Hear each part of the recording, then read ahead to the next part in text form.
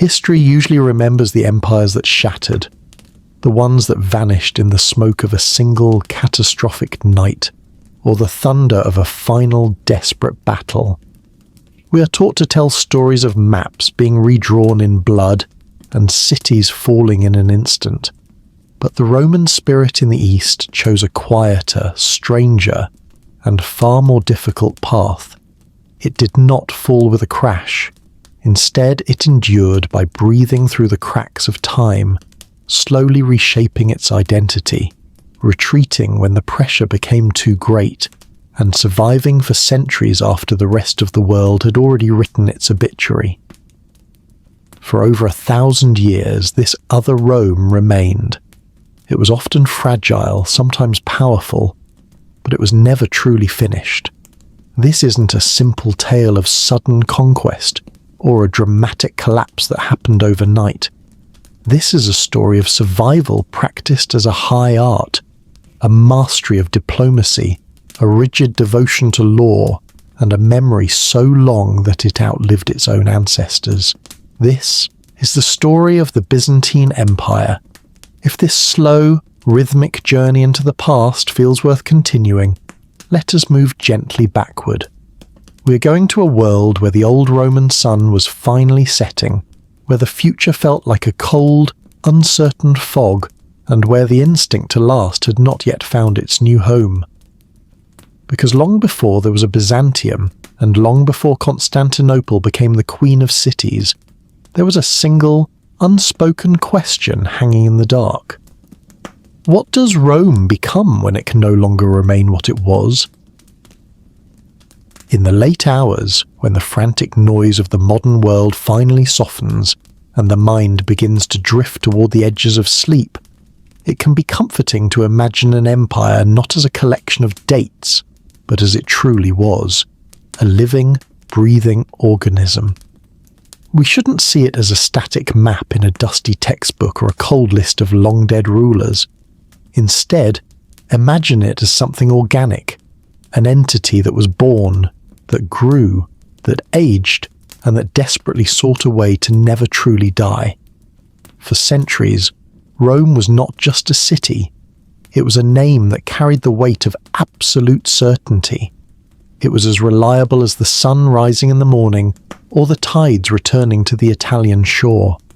To be Roman was to belong to a world of endless roads that cut through impossible mountains, of laws carved so deeply into human memory that they became the foundation of civilization itself, and of marble faces that stared calmly into the horizon, seemingly untouched by the passage of time. But time is a relentless force. Even the most powerful structures eventually grow tired. Even the hardest stone wears thin beneath the patient, endless touch of wind and rain. By the 4th century, the Roman world had begun to show its strain in subtle, haunting ways. Imagine a mighty ancient oak tree, its branches still spread wide and thick, casting a shadow over half the world, yet deep beneath the soil, its roots no longer grip the earth with the strength they once possessed. The frontiers had become restless. The legendary legions, once invincible, were now stretched dangerously thin across vast, unforgiving distances.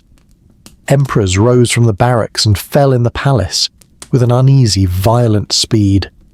Old cities, which for generations had been loud with the clatter of commerce and the confidence of imperial power, began to learn a new kind of silence, a silence born of uncertainty. It wasn't a single crashing moment of catastrophe. It was a slow loosening of the gears, a long, weary exhale. In the western provinces, the heart of the old world, the feeling of permanence began to dissolve like mist. The ancient city of Rome itself still wore its grandeur like a heavy ceremonial cloak, but that cloak was becoming a symbol rather than a command. Power was drifting. Authority was fracturing into 1,000 different pieces. The West grew heavy with problems it could no longer carry. The drain of constant border wars, a shrinking wealth that left treasuries hollow, and the endless pressure of migrating peoples who were no longer just passing through, but were testing the very seams of Roman control. And yet, while the West flickered like a dying candle, the East held on. The survival of the East wasn't a matter of simple luck, nor was it because the East was untouched by danger. It survived because it was different in ways that truly mattered. The eastern half of the empire was older, much older. Its cities were denser, its trade routes were carved deeper into the earth, and its storehouses were richer with the spoils of the Silk Road. It was closer to the beating heart of Mediterranean commerce. In the east, the market still flowed with the scents of Egyptian grain, Persian silk and Indian spice. Its harbours remained open to a world that had not yet forgotten how to negotiate, how to trade, and how to survive the storm. In the east, Rome did not feel like it was reaching an end. It felt like it was evolving. And evolution, when it arrives quietly, is often mistaken for weakness, until that adaptation becomes a new kind of strength. There was a place, long before it became the legendary centre of the world, where the land narrowed and the waters of two seas gathered. It was a point where Europe and Asia seemed to lean toward one another, separated only by a shimmering thread of salt water. Ships of all nations passed through this corridor, moving between worlds, between the dark forests of the north and the golden deserts of the south, between the old kingdoms of the past and the new ambitions of the future. This was an ancient site, a Greek colony known as Byzantium, perched on a rocky promontory high above the rushing currents. Here, the winds crossed the land without resistance, and the cries of gulls echoed over the timber and stone of a modest harbour. Fishermen worked its edges, watching the tides, while traders paused there to rest before continuing their long journeys. To most, it was simply another city among thousands. But history is often shaped by places that seem ordinary, until the right person, at the right moment, sees the hidden potential of what they might become. Rome, in its deep tiredness, was looking for a new way to exist. Not far from this promontory, the empire's great military road still ran, and the heavy boots of the legion still marched, though their banners no longer promised the easy victories of the past. The Roman world had entered a new age, an age where survival required more than just brute military power. It required an instinct for geography, a mastery of diplomacy, and a perfect sense of timing. It required the wisdom to know when to fight, when to pay, and when to wait. In the West, that instinct was fading into the shadows. In the East, it was being sharpened like a blade. The Roman Empire had always been more than just a city on 7 hills. It was an idea. It was a concept that had spread outward, absorbing the languages of the conquered, the faiths of the distant, and the customs of the strange, reshaping them into something Roman, and being reshaped by them in return. For a long time, the Romans believed they could remain unchanged forever. But now, the world was demanding a transformation. Now the empire had to decide what it was willing to sacrifice in order to stay alive. In the quiet, empty spaces between treaties and wars, a truth settled in like an evening fog over the Bosphorus.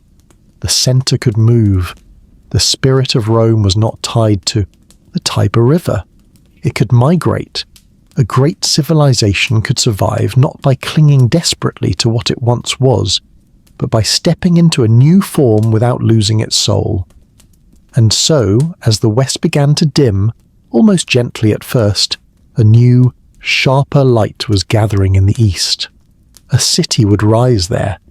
It wouldn't be a replacement for the old Rome, but a continuation of its heartbeat. It would speak with the older, more sophisticated tongue of the Greeks, and it would pray with a newer, more singular faith. It would wear the imperial purple of the Caesars, but beneath that silk would beat a different rhythm, one shaped by the salt air of the sea, the glitter of eastern gold, and the constant daily pressure of living on the knife edge between two continents. In time, that city would be called Constantinople. But before it had a name that would echo through the halls of history for 1,000 years, it was simply a promise, an answer to a question that had not yet been spoken, aloud.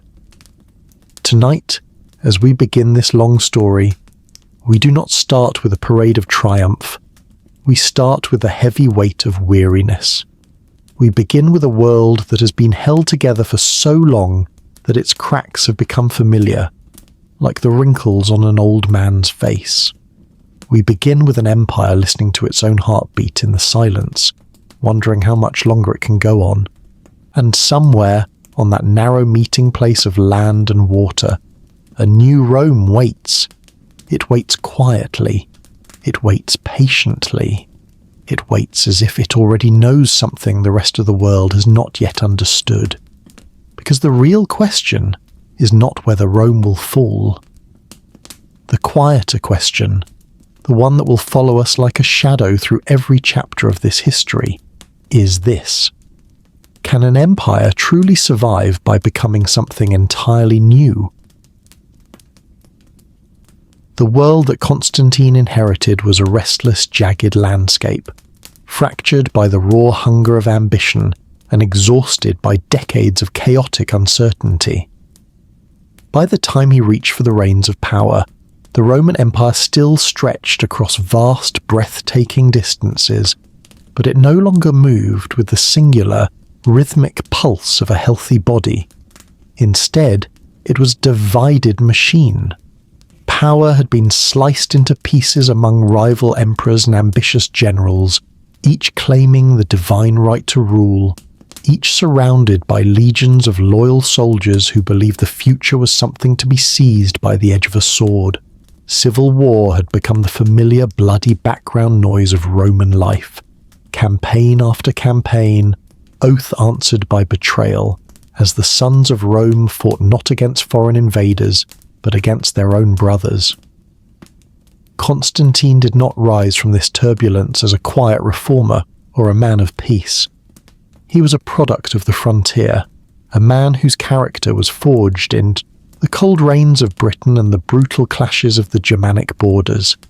He learned early that in the Roman world survival was a luxury granted only to the decisive. He understood that mercy was a tool to be used sparingly, and only after victory was so absolute that no shadow of a rival remained. As his armies marched south and banners shifted allegiance in the wind, Constantine's path was carved by a mixture of cold strategy and a singular, unyielding belief that he was not just a ruler, but a man of destiny. The turning point of his life, and perhaps the history of the world, came not in a throne room, but on the march to the gates of Rome itself. History tells us of a vision, a sign in the sky before the Battle of the Milvian Bridge, a promise that under a new symbol he would conquer. Whether it was a moment of true spiritual awakening or the ultimate move of a master politician, the result was the same. He didn't just win a battle, he won the soul of an empire, yet his story was not written only in steel and the blood of his rivals. Beneath the deafening noise of war, something far more subtle was shifting in the foundations of the Roman world, something less visible than a legion, but no less powerful. For centuries, Rome had been a mosaic of gods, a flexible and pluralistic society that absorbed foreign deities as easily as it annexed new provinces. Faith was often a matter of public duty and political convenience, but Christianity, once a persecuted and whispered belief, hidden in the flickering shadows of catacombs and private homes, had been growing. It had spread stubbornly through the ranks of the merchants, the weary soldiers on the borders, and the millions of slaves who kept the empire running. When Constantine emerged as the undisputed master of the Roman world, he performed a move that was both pragmatic and revolutionary. He did not attempt to crush the old pagan order by force. That would have been a fool's errand. Instead, he legalized this once-hidden faith, granting it imperial protection and, more importantly, legitimacy. It was a masterstroke of stability.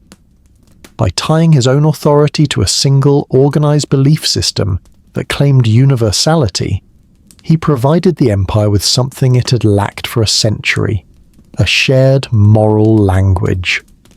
Rome did not become Christian overnight. The old temples of Jupiter still stood, and the ancient rituals of the Senate continued. But for the first time, an emperor ruled with the blessing of a faith that claimed authority not just over lands and taxes, but over the eternal souls of the people.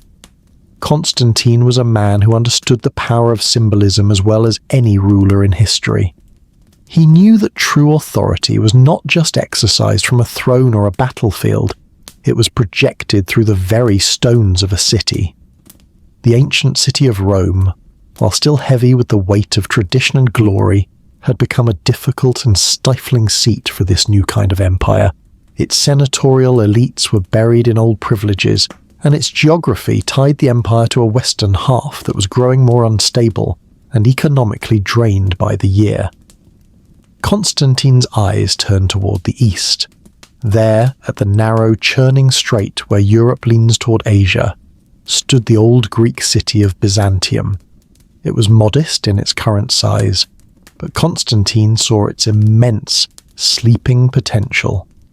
From its natural harbours, the Golden Horn, one could control the flow of grain and gold that fed the empire.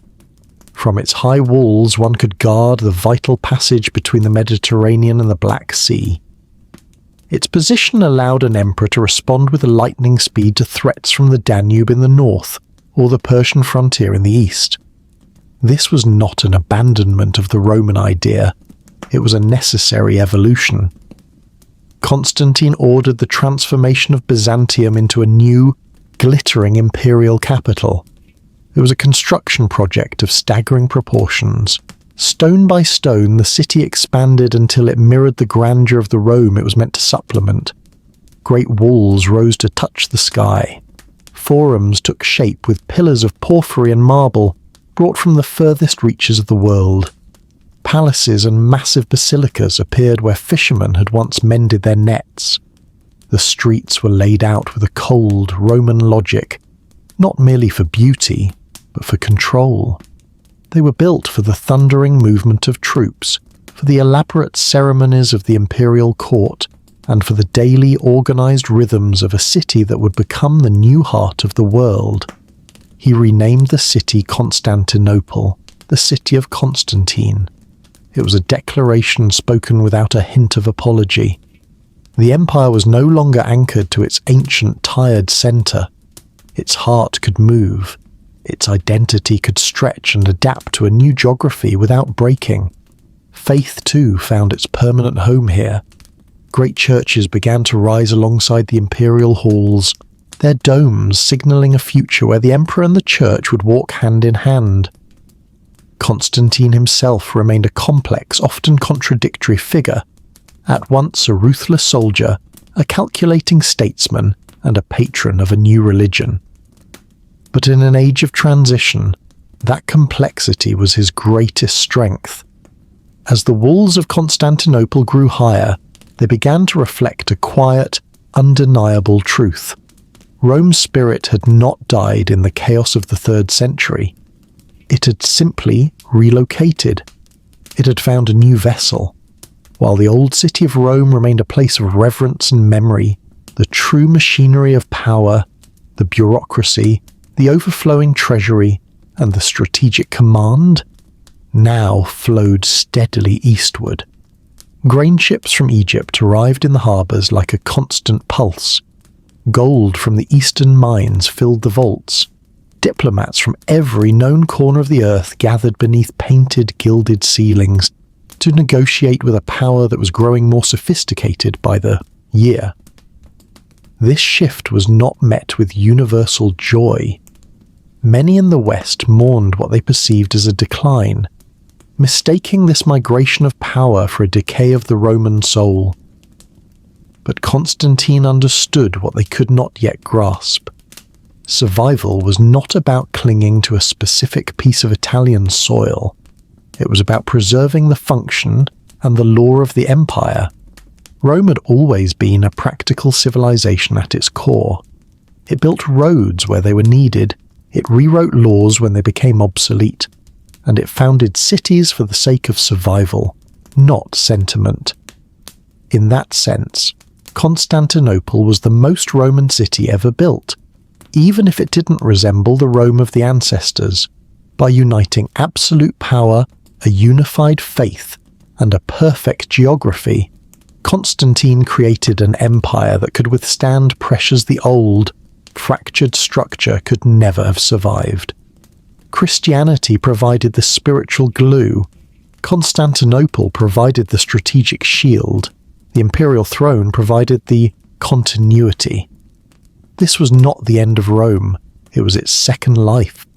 The empire Constantine left behind was perhaps quieter than the Rome of the triumphal parades and the conquering Caesars, but it was stronger in ways that were hard to see.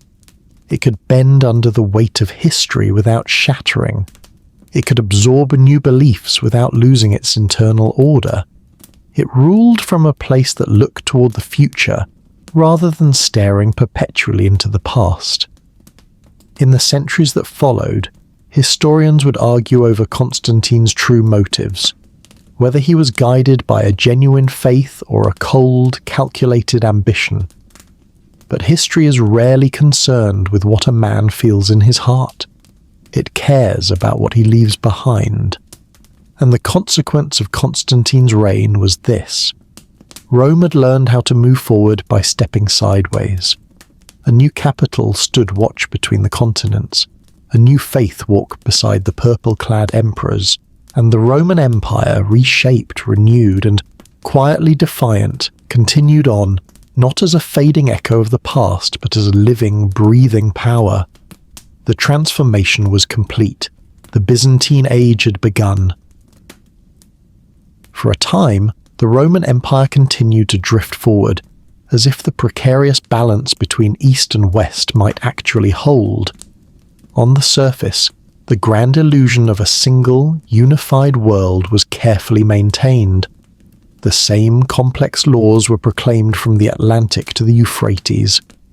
The same heavy imperial titles were whispered in the halls of power. Coins, like the golden solidus, still bore the familiar stern faces of emperors, symbols meant to reassure a restless and frightened population that the old unity still endured. Yet, beneath these polished shared surfaces, two radically different Roman experiences were drifting apart, pulled by the invisible but irresistible tides of language, geography, and the slow, grinding pressure of history. In the West, Latin remained the language of the iron fist, the courtroom, and the ancient tradition. It echoed in the marble halls of the Senate, and in the sharp military commands given on the foggy banks of the Rhine. Latin was the tether that tied the present to 500 years of Roman glory.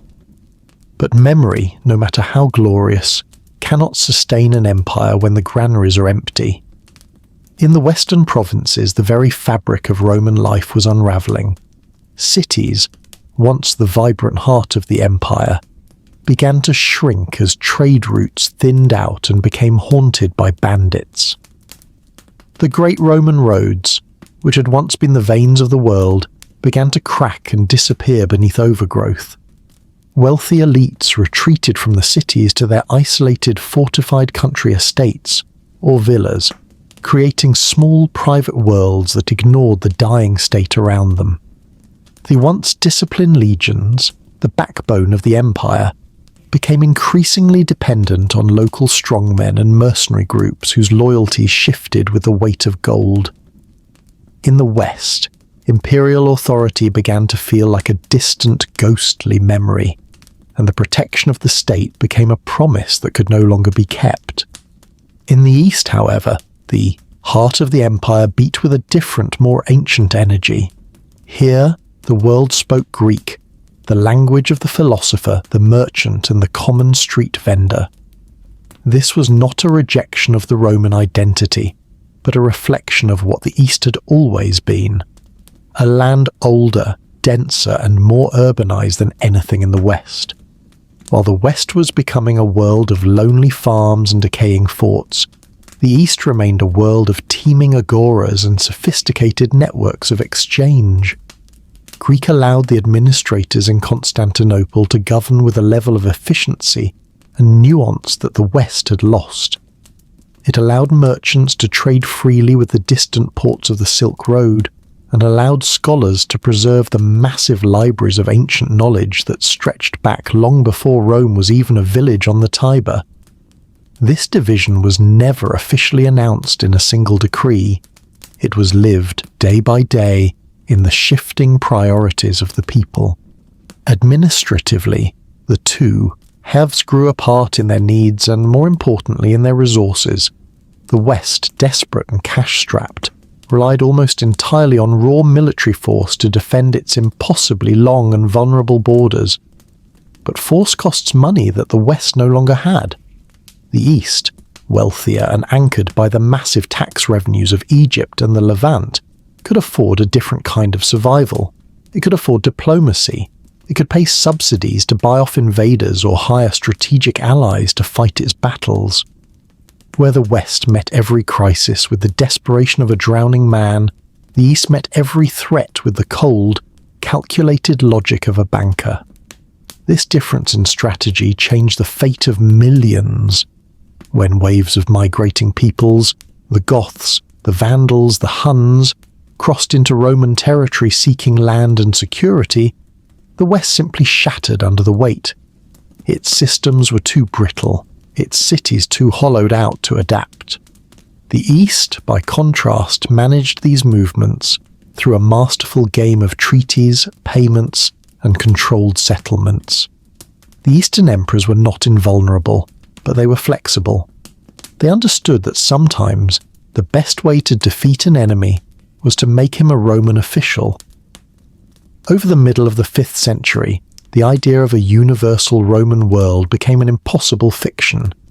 Emperors in the West moved their capitals from Rome to Milan, and then to the swampy fortress of Ravenna, hiding from the chaos they could no longer control. Decisions were being made for two entirely different realities. The thin thread that united the empire in name was being pulled until it finally snapped. And yet, there was no single, world-shaking moment of collapse. In the West, Roman authority didn't end with a bang.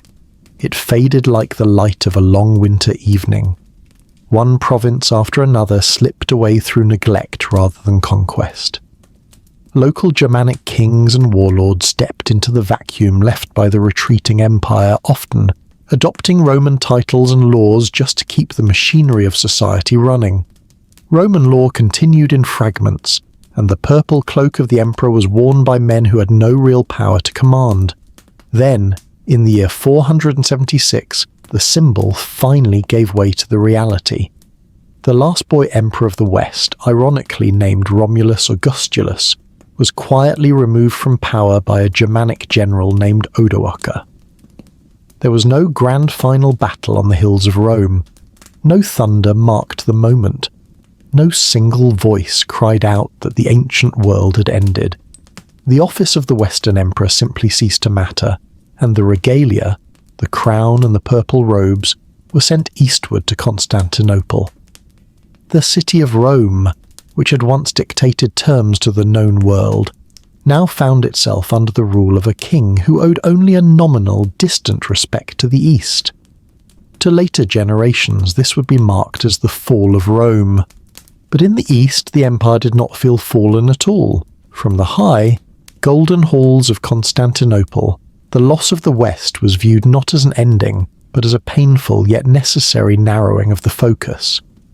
The imperial court in the East continued its ancient, elaborate rituals without a break in the rhythm. Laws were still issued in the Roman name, bureaucracy still hummed with the same efficiency, and the legions still marched beneath the eagle and the cross.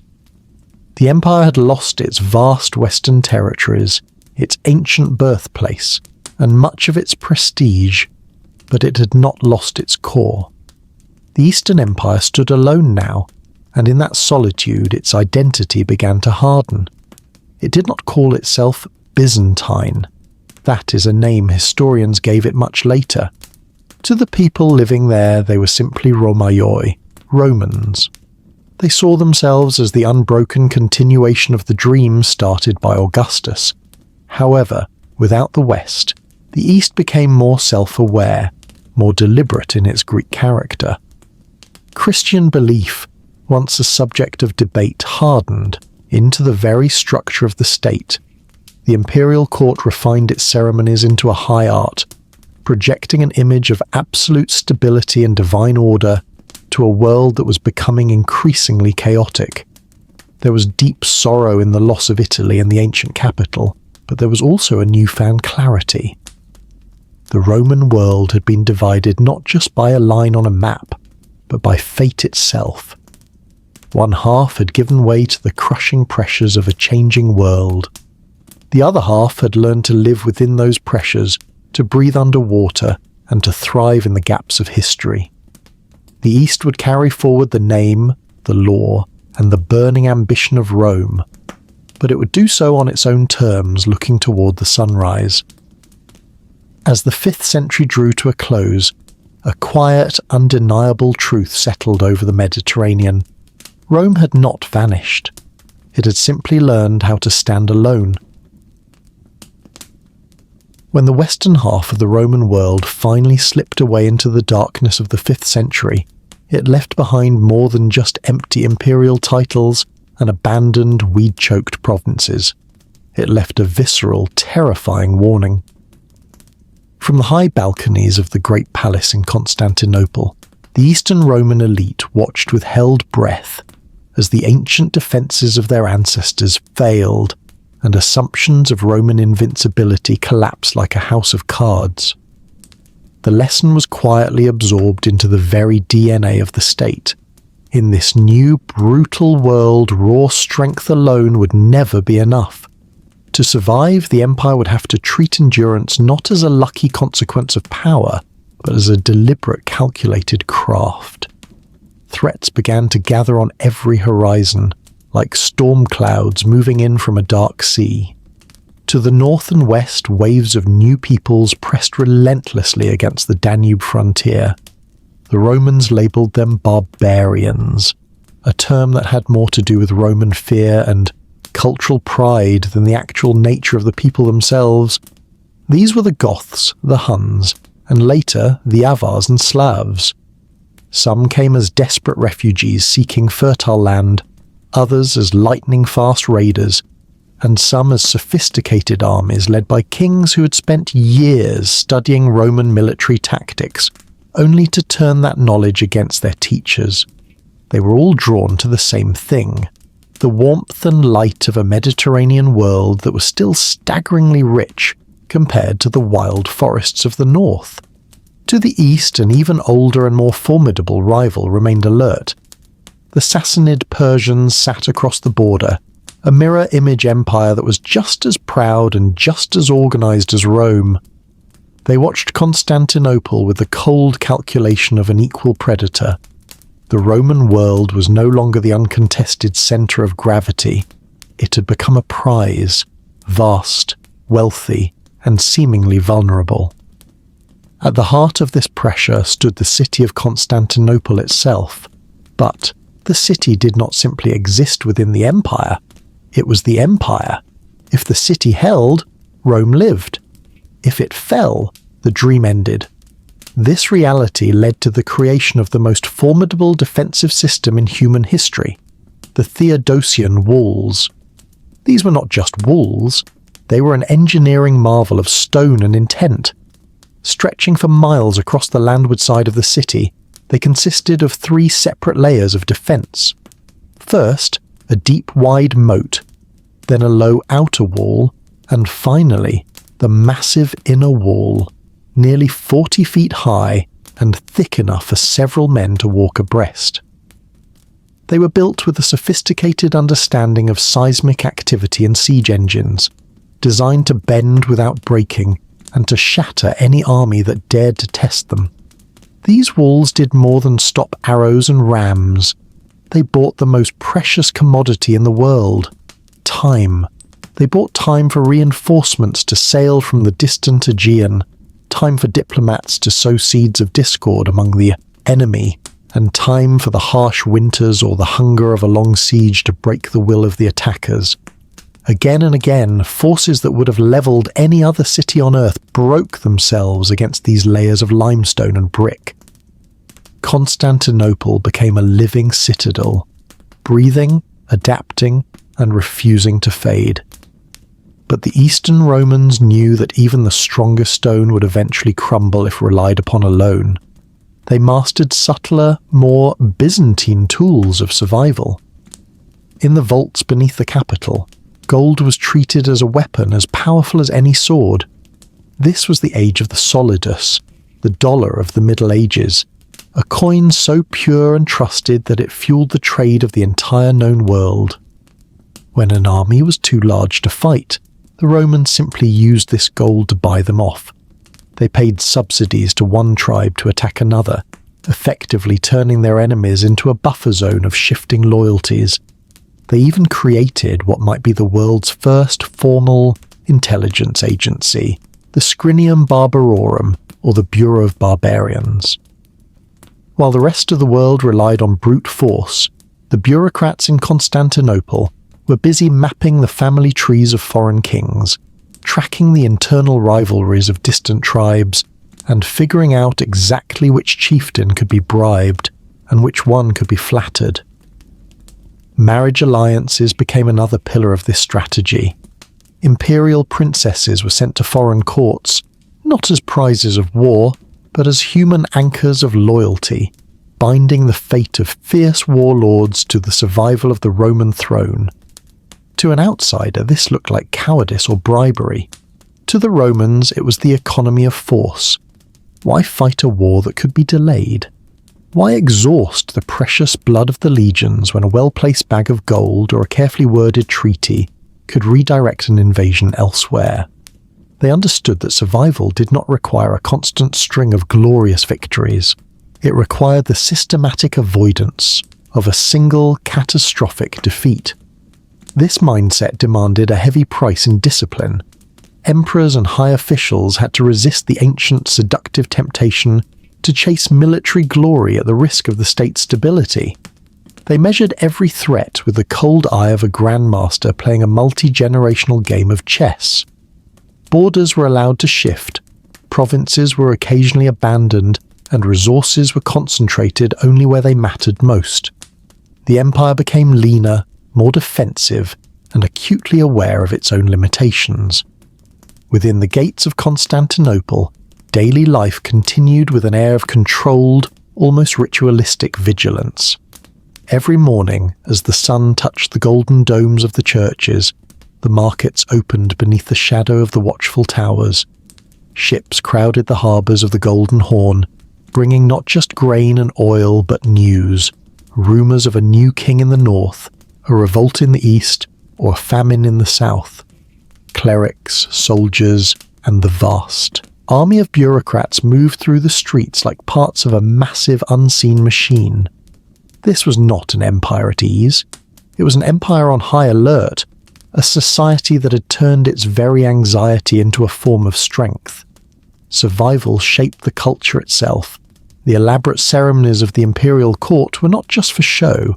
They were designed to project an image of absolute, unshakable continuity to every foreign envoy and every restless citizen. When a foreign king stood in the presence of the emperor, surrounded by mechanical lions that roared and golden birds that sang, he wasn't just seeing wealth. He was seeing a civilization that seemed too complex, too old, and too divinely protected to ever fall. At the centre of it all stood the emperor. He was the living symbol that Rome still lived. Even if the western provinces were gone, as long as a man wearing the purple sat upon the throne in Constantinople, the story of Rome had not reached its final page. This strategy of survival required the ultimate sacrifice, the sacrifice of pride.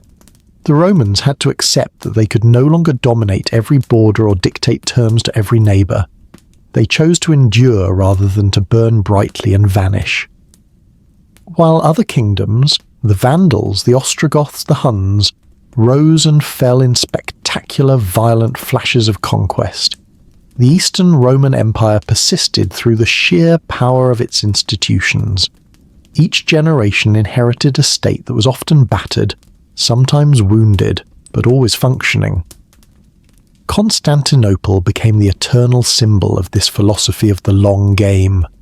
From a distance, its walls looked immovable, its banners defiant. From within, it was a place of endless calculation, where every single decree was weighed against the one question that mattered. Will this help us last one more year? Later history would sometimes mistake this caution for weakness and this diplomacy for decay. But those who lived within the empire knew the truth.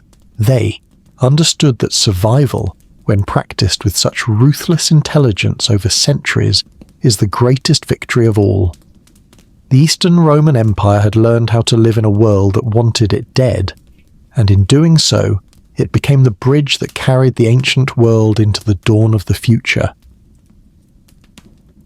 There are rare, singular moments in history when a single man's ambition rises high enough to cast a long, enduring shadow across entire centuries. In the Eastern Roman Empire, one such moment arrived with a ruler who refused to accept the world as it was. For him, the survival strategy of his predecessors, the cautious diplomacy and the strategic retreats, was simply not enough. He didn't want a Rome that merely lasted. He wanted a Rome that was whole again. His name was Justinian.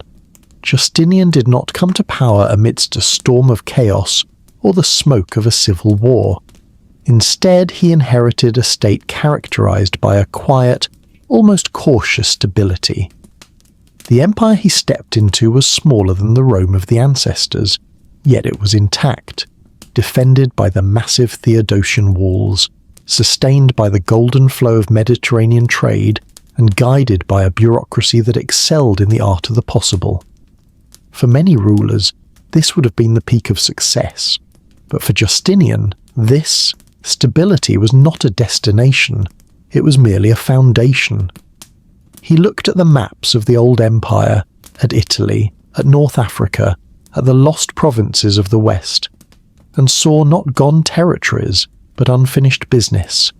He ruled with a terrifying, restless intensity. History remembers him as the sleepless emperor, a man who often paced the corridors of the great palace deep into the night, long after his court had surrendered to exhaustion. He worked through the darkness, listening to endless petitions, drafting complex decrees, and shaping the future of the empire according to a vision that reached backward toward ancient glory and forward toward an eternal legacy. To Justinian, Rome was not a fading echo of a dead past. It was a living, breathing idea that had simply lost its physical shape, and he intended to carve that shape back into the world, stone by stone and province by province. At his side stood a figure just as formidable, and perhaps even more resilient, Theodora, his empress. Her presence altered the very atmosphere of the imperial court as profoundly as Justinian altered the course of its laws. Theodora was a woman of the theatre, a former actress and circus performer who had risen from the lowest rungs of society to sit upon the most powerful throne on earth. She was sharp, unflinching, and entirely unafraid of power because she understood its weight. Where others saw only the rigid limits of tradition, she saw the potential for opportunity. Their partnership was truly tested during the Nika riots, a moment when the streets of Constantinople burned and the empire nearly collapsed into anarchy. When Justinian himself wavered and prepared to flee the city, it was Theodora who stood firm. Her famous words, that the imperial purple makes for the most beautiful shroud, shamed the emperor into staying. They didn't just survive the riot, they used its aftermath to completely rebuild the city in their own image. This rebuilding began with a signal that no one could ignore, the construction of the Hagia Sophia, or Holy Wisdom. Justinian didn't just want a church, He wanted a declaration carved in light and marble. He brought in the greatest minds of the age, Anthemius of Tralles and Isidore of Miletus, who were not just architects but master mathematicians. At the heart of the city, they raised a structure unlike anything the world had ever seen. Its vast central dome seemed to float above the earth, suspended by a ring of windows that caught the sunlight by day and transformed the space into something celestial. Inside, the walls were lined with rare marbles from across the empire, green from Greece, red from Egypt, and yellow from North Africa. To stand beneath that dome was to feel intentionally small, yet divinely protected. The Hagia Sophia spoke a silent but unmistakable message. The empire was favoured by God, it was ordered by law, and it was built to last until the end of time.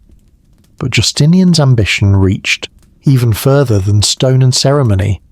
He sought a permanence that went beyond architecture, he sought it in the law. Over the centuries, the Roman legal tradition had become a tangled, unwieldy jungle of ancient decrees, contradictory precedents, and confusing interpretations. Justinian ordered it all gathered, refined, and reshaped. Under the brilliant legal mind of Tribonian, scholars sifted through 1,000 years of rulings, discarding what was obsolete and preserving what was essential. The result was the Corpus Juris Civilis, the body of civil law. It was more than just a legal reform, it was a statement of Roman identity. It declared that Rome was still a civilization governed by reason and written law, not by the whim of a warlord. Even today, long after the Byzantine borders have vanished, these laws remain the bedrock of many modern legal systems across the globe. Yet, the true heart of Justinian's dream lay across the sea. He looked westward toward the lands that had once been the core of the empire. To him, the Germanic kings ruling Italy and Carthage were mere squatters in a Roman house. He sent his greatest general Belisarius to reclaim the lost world. The campaigns were bold and astonishingly successful. In a series of lightning strikes, the Vandal kingdom of North Africa was dismantled. Soon, Roman banners flew once again over the city of Rome itself and the historic capital of Ravenna. For a fleeting moment, it seemed as if history was truly turning backward, giving the empire a second chance at its former universal glory. In the forums of Constantinople, news of these victories was met with ecstatic celebration. The dream of a restored Rome felt close enough to touch. The empire, which had for so long defined itself by its ability to survive, was now tasting the intoxicating fire of expansion. But ambition on this scale carries a heavy, hidden cost. The constant wars drained the imperial treasury, which had been carefully filled by Justinian's predecessors. The armies were stretched thin across thousands of miles of new hostile borders. Victory demanded constant reinforcements and a level of vigilance that the state could barely sustain. The reclaimed territories proved difficult to govern, their populations weary of war and burdened by new Roman taxes. The empire was winning more ground, but it was losing its inner peace. Then, quietly and without warning, disaster arrived from the shadows. It began as whispers from the distant ports of Egypt, reports of a strange sickness. Ships arriving in the harbour of the Golden Horn brought with them crews who were already dying. Soon, the plague swept through the streets of Constantinople, moving faster than any army and indifferent to rank or wealth. It was the bubonic plague, and its impact was apocalyptic. Thousands died every day.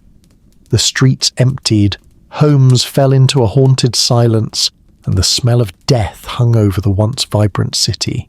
Justinian himself fell, ill, hovering on the edge of death while Theodora struggled to keep the government from collapsing. For a moment it seemed as if the entire Roman dream might evaporate in a single feverish breath. The emperor eventually survived, but the empire he woke up to was fundamentally wounded. The plague returned in waves, thinning the population, hollowing out the tax base, and draining the labour from the fields and the workshops. It was an enemy that no wall could stop and no treaty could delay. In the aftermath, a weary Justinian pressed on. His vision didn't waver, even as the costs became nearly unbearable. Italy was held, then lost, then contested again in a grinding war of attrition that left the peninsula in ruins. North Africa remained under Roman control, a bright but lonely achievement amidst a growing national exhaustion. The empire under Justinian reached a territorial height it had not known in centuries. It was vast, it was culturally radiant, and it was legally refined.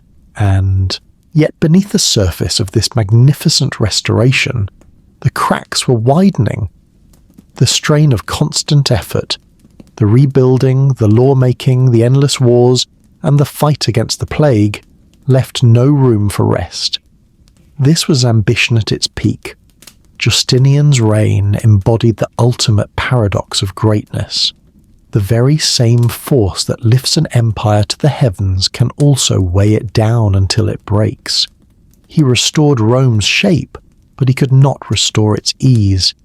He revived its reach, but he did so at a price that future generations would struggle to pay for the next 1,000 years. When his long reign finally ended, the world he left behind was magnificent, admired by all, and yet dangerously vulnerable. The Hagia Sophia still glowed with its golden light, and Roman law still guided the hands of judges. The memory of the reconquest still stirred a deep sense of pride in the hearts of the Romioi. But the dream of a full restoration had reached its limit. Rome had looked back, gathered what it could from the wreckage of the past, and proven that its legacy was still alive. Yet the world had changed too much to be remade entirely into an old image. The empire would endure, but it would never again possess such sweeping, universal ambition. The age of outward expansion had passed. What followed was not collapse, but a deep, necessary recalibration. The empire turned inward, not because it had failed, but because it had finally learned its own limits. The lessons of war, the scars of the plague, and the weight of overreach settled slowly into the fabric of imperial life. Rome could no longer afford to define itself solely by the provinces it had regained or the enemies it had subdued. It needed something steadier, something that could survive even when the borders shrank and the strength of the legions waned. That something was already there, growing quietly beneath the surface of Justinian's victories. It was in the ceremonies, the laws, and the daily rituals of the people. Now, as the empire paused to recover its breath, this deeper force moved from the margins to the very centre of life. Faith, once merely a companion to imperial power, was about to become its ultimate foundation. After the titanic exertions and the crushing exhaustion of Justinian's long reign, the Eastern Roman Empire seemed to enter a period of profound pause. Not a pause of weakness, but one of deep, inward contemplation. The borders, though bloodied and bruised, still shifted under the weight of the legions. Armies still marched along the dusty roads of Anatolia and the Balkans.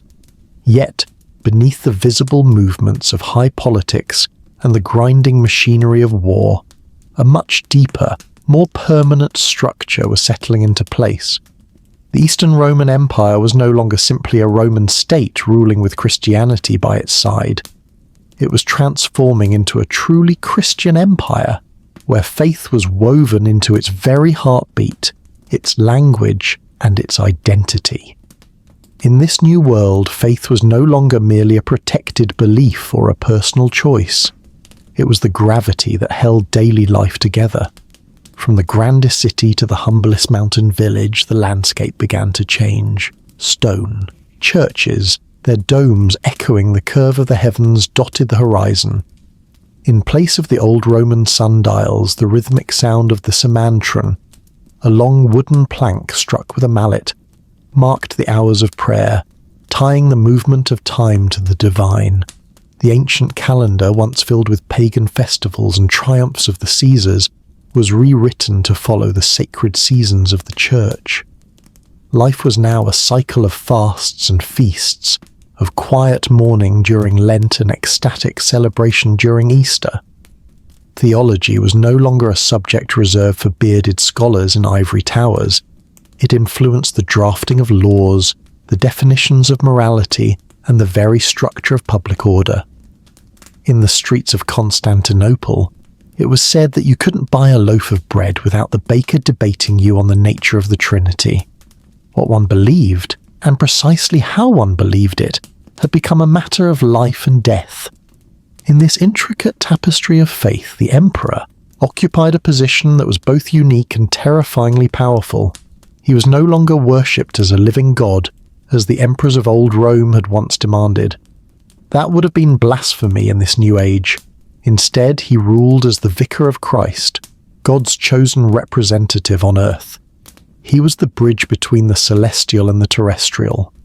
His authority was seen as divinely permitted, and his duty extended far beyond the mundane tasks of governance into the sacred role of the guardianship of belief. This role carried a weight that few men could sustain. The emperor was expected to convene grand ecumenical councils, to support and appoint bishops, and to enforce doctrinal decisions with the same iron Willie used to defend the borders. He was the protector of the unity of the Church, just as he was the protector of the unity of the state. In the Byzantine mind, order in heaven and order on earth were mirrors of one another.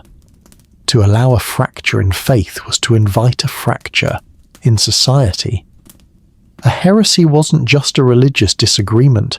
It was a threat to national security, a crack in the divine shield that protected Rome.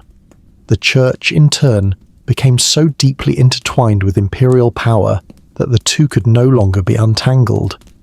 The Patriarch of Constantinople sat at the emperor's right hand, and the bishops held influence not only over the souls of the faithful, but over the physical safety and administration of the cities. Monasteries, silent, stone sanctuaries filled with incense and the scratching of pens, accumulated vast tracts of land and a fierce, unshakable loyalty from the common people. The black-robed clergy advised emperors in the morning and council generals on the eve of battle. The boundaries between the spiritual and the political didn't just blur, they vanished into a shared sacred purpose. This fusion created a strength that no legion could match. It provided the empire with a moral coherence and a cultural unity that transcended ethnic lines. Christianity offered a shared language, both literal and symbolic, across a diverse population of Greeks, Syrians, Egyptians, and Armenians.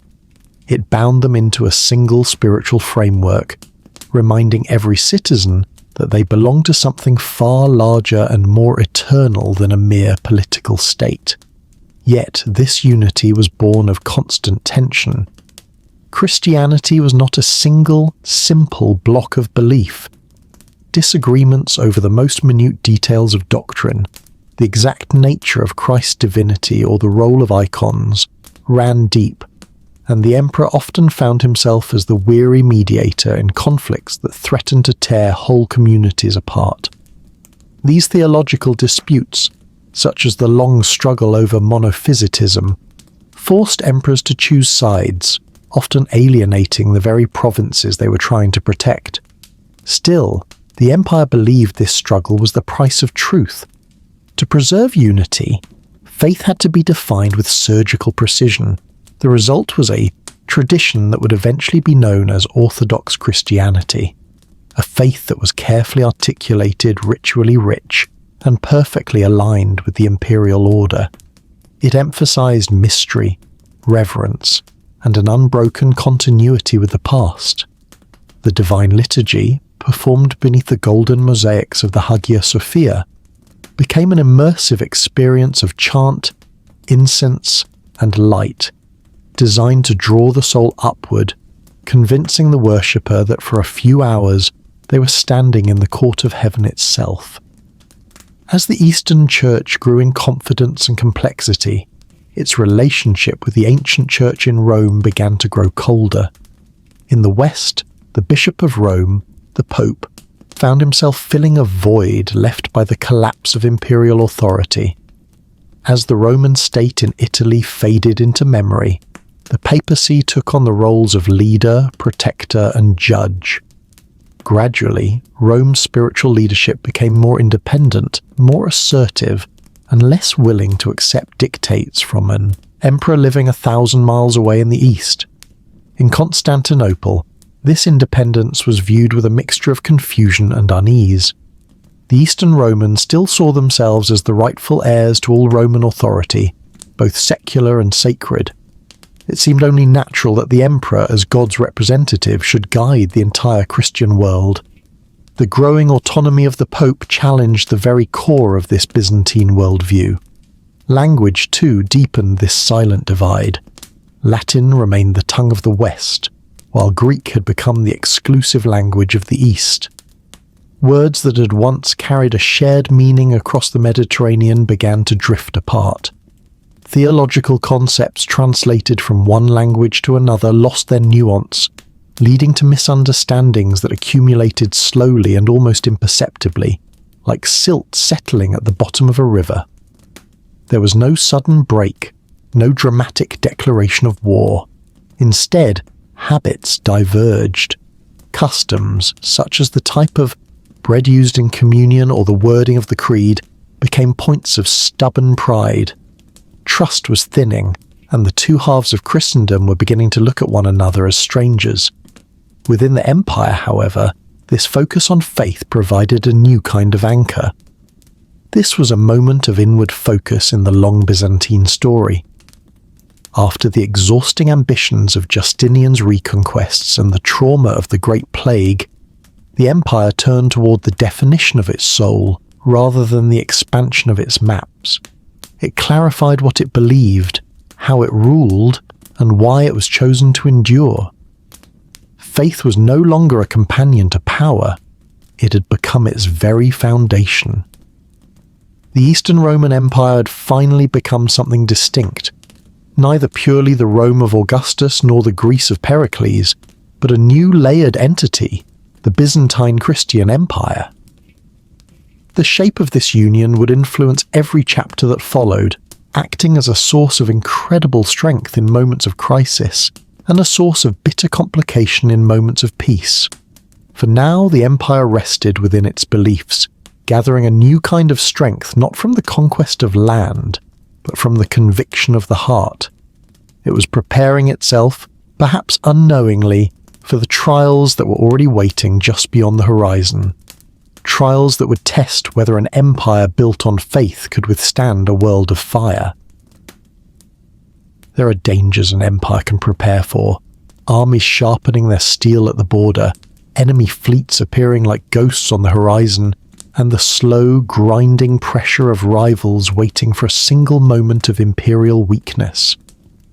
But then, there are the dangers that do not arrive from the outside. These are the dangers that emerge from within the very heart of the state, arriving quietly and disguised as a holy, unshakable certainty. In the centuries after faith had become the very bedrock of the Eastern Roman world, that belief itself, the thing meant to unify the people, became a source of a deep and jagged fracture. It began not with the clatter of swords, but with a growing sense of spiritual unease. For generations, the churches of the Eastern Empire had been filled with light and colour. From every wall and curve of every dome, painted saints and martyrs gazed outward with large, solemn eyes. Golden mosaics, intricate and heavy, caught the flickering candlelight and reflected it back in soft, shifting halos that seemed to breathe with the movement of the air. These images, or icons, were intended to be more than art. They were windows to the divine, meant to guide the prayers of the faithful and bridge the gap between the earthly and the celestial. For centuries they had been kissed, honoured, and prayed before without question.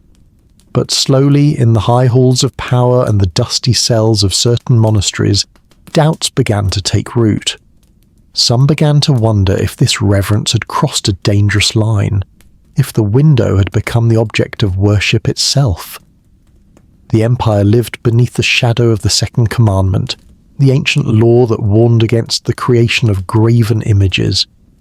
As the empire faced a series of devastating military defeats at the hands of the rising Arab caliphates, and massive volcanic eruptions shook the Aegean Sea, a terrifying thought began to spread. Had God turned his face away from Rome because the people had become idolaters? These were not just private whispers for long-winded theological debates. They reached the ears of the emperor himself, specifically Leo III. In the early 8th century, this uncertainty hardened into a brutal and uncompromising imperial policy. Leo III, a soldier emperor who believed the empire's survival depended on divine favour, ordered the removal of these sacred images. The moment the abstract debate became a violent reality is often traced to the Chalk Gate, the magnificent bronze entrance to the Great Palace. High above the gate sat a revered icon of Christ. When imperial soldiers climbed their ladders to tear it down, they were met not with silence, but with a mob of angry, grieving women who pulled the ladders out from under them. This was the first spark of a fire that would burn for over a century.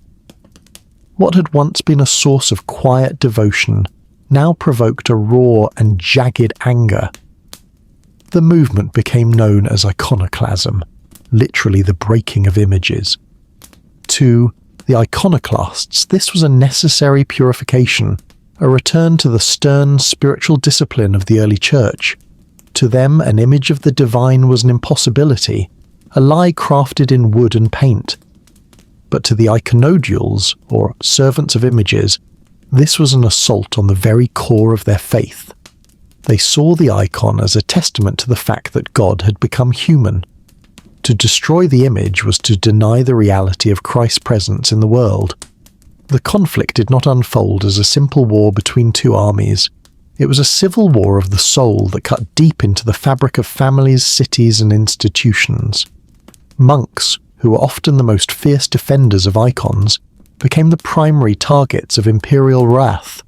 They were arrested, their monasteries were seized, and their sacred treasures were systematically destroyed. In some regions, the orders were enforced with a cold, bureaucratic efficiency. Icons were whitewashed, mosaics were chipped away and replaced by simple, unadorned crosses.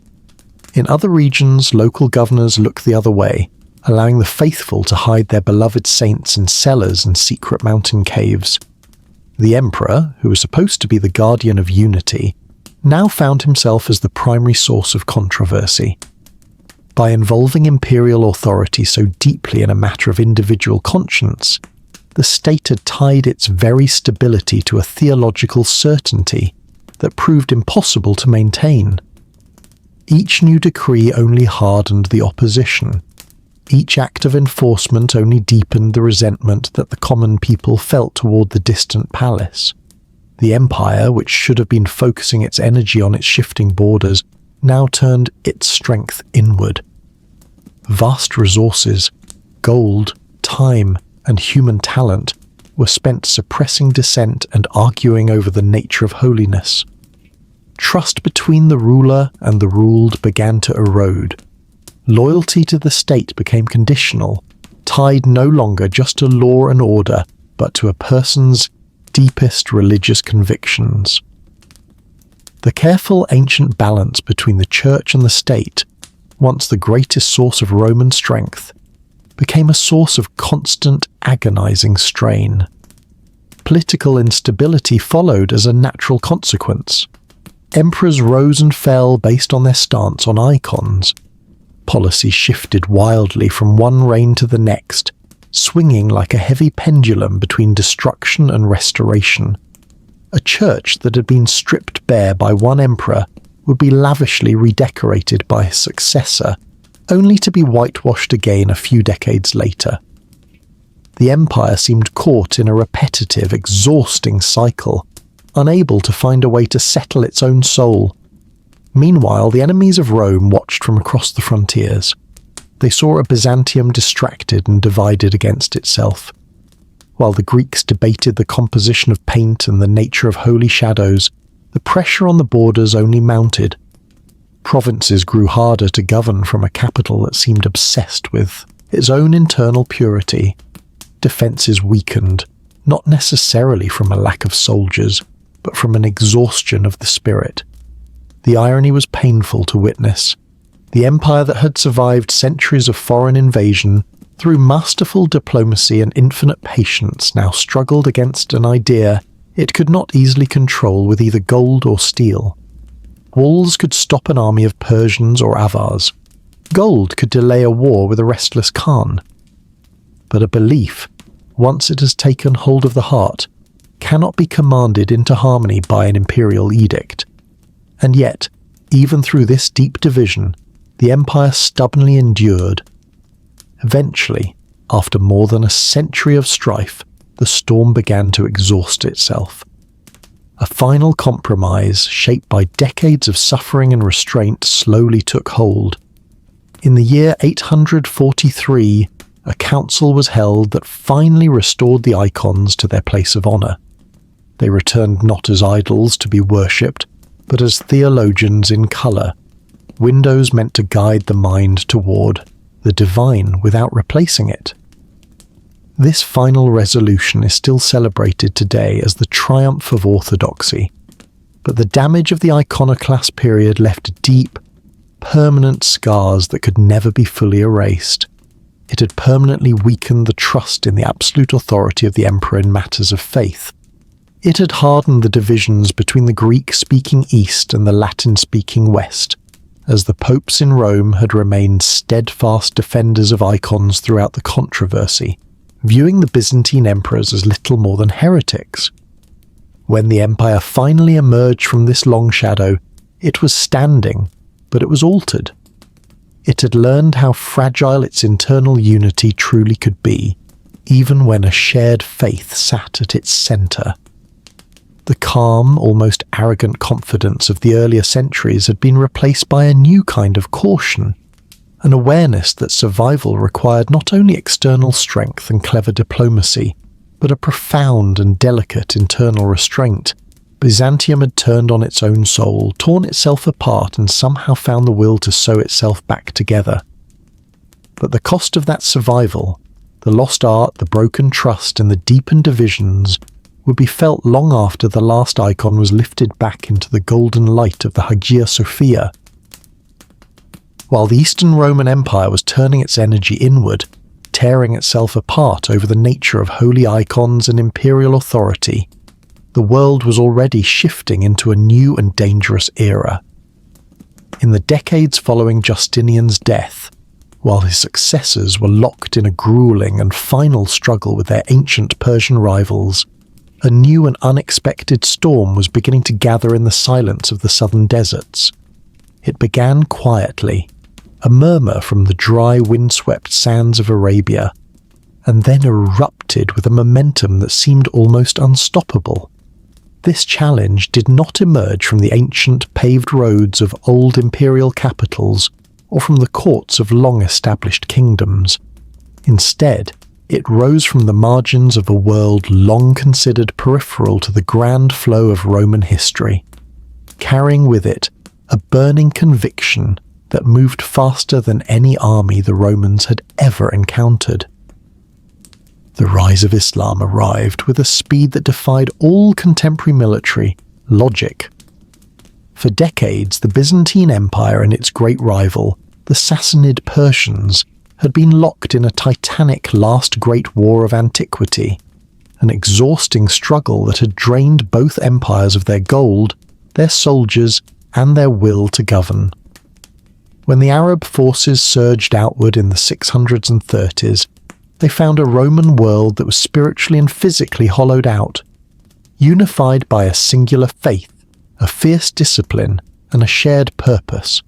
These Arab armies moved not as scattered desert raiders, but as a sophisticated, coherent force, confident in a mission they believed was divinely ordained.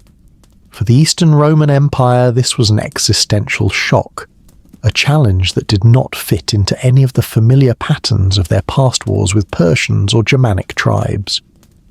The first blow landed with a weight that shattered centuries of Roman assumption. In the year 636, on the dusty banks of the Yarmouk River, a massive Byzantine army was decisively outmaneuvered and destroyed. The aftermath was a drumbeat of disaster. Syria fell, then the holy city of Jerusalem was surrendered. Finally, the greatest blow of all arrived, the loss of Egypt. For the Romans, Egypt was more than just a province. It was the empire's breadbasket, the source of the grain that fed the teeming masses of Constantinople. When the harbours of Alexandria fell, the loss was not just territorial but visceral. Vital pillars of Roman strength, populous cities, rich tax bases and ancient trade networks slipped away into the hands of a new caliphate. The psychological impact was devastating. It felt as if the very world was being reordered before their eyes. In Constantinople, the news of each lost city arrived like a chilling wind. Officials recalculated their dwindling treasuries, and commanders reassessed their shrinking borders. The empire that had survived the Huns and the Great Plague now faced a power that seemed entirely immune to exhaustion. The pace of the Arab expansion was a nightmare that no Roman strategist could have predicted. Old diplomacy failed to bribe them, familiar tactics failed to slow them. The borders that had stood since the time of Augustus simply collapsed. And yet, despite the overwhelming scale of the loss, the empire did not fall. It did what Rome had always done at the edge of the abyss. It adapted. As the Arab forces pressed northward, seeking the ultimate prize, Constantinople itself, the city that had withstood centuries of siege prepared for its most desperate hour. This was no longer a war over land or taxes, it was a war of belief. In the late 7th and early 8th centuries, massive Arab fleets and land armies encircled the capital, cutting off its lifelines and testing every stone of the Theodosian walls. The city endured through winters of biting cold, facing hunger and a terrifying uncertainty with the practiced somber calm of a society that had made survival its only religion.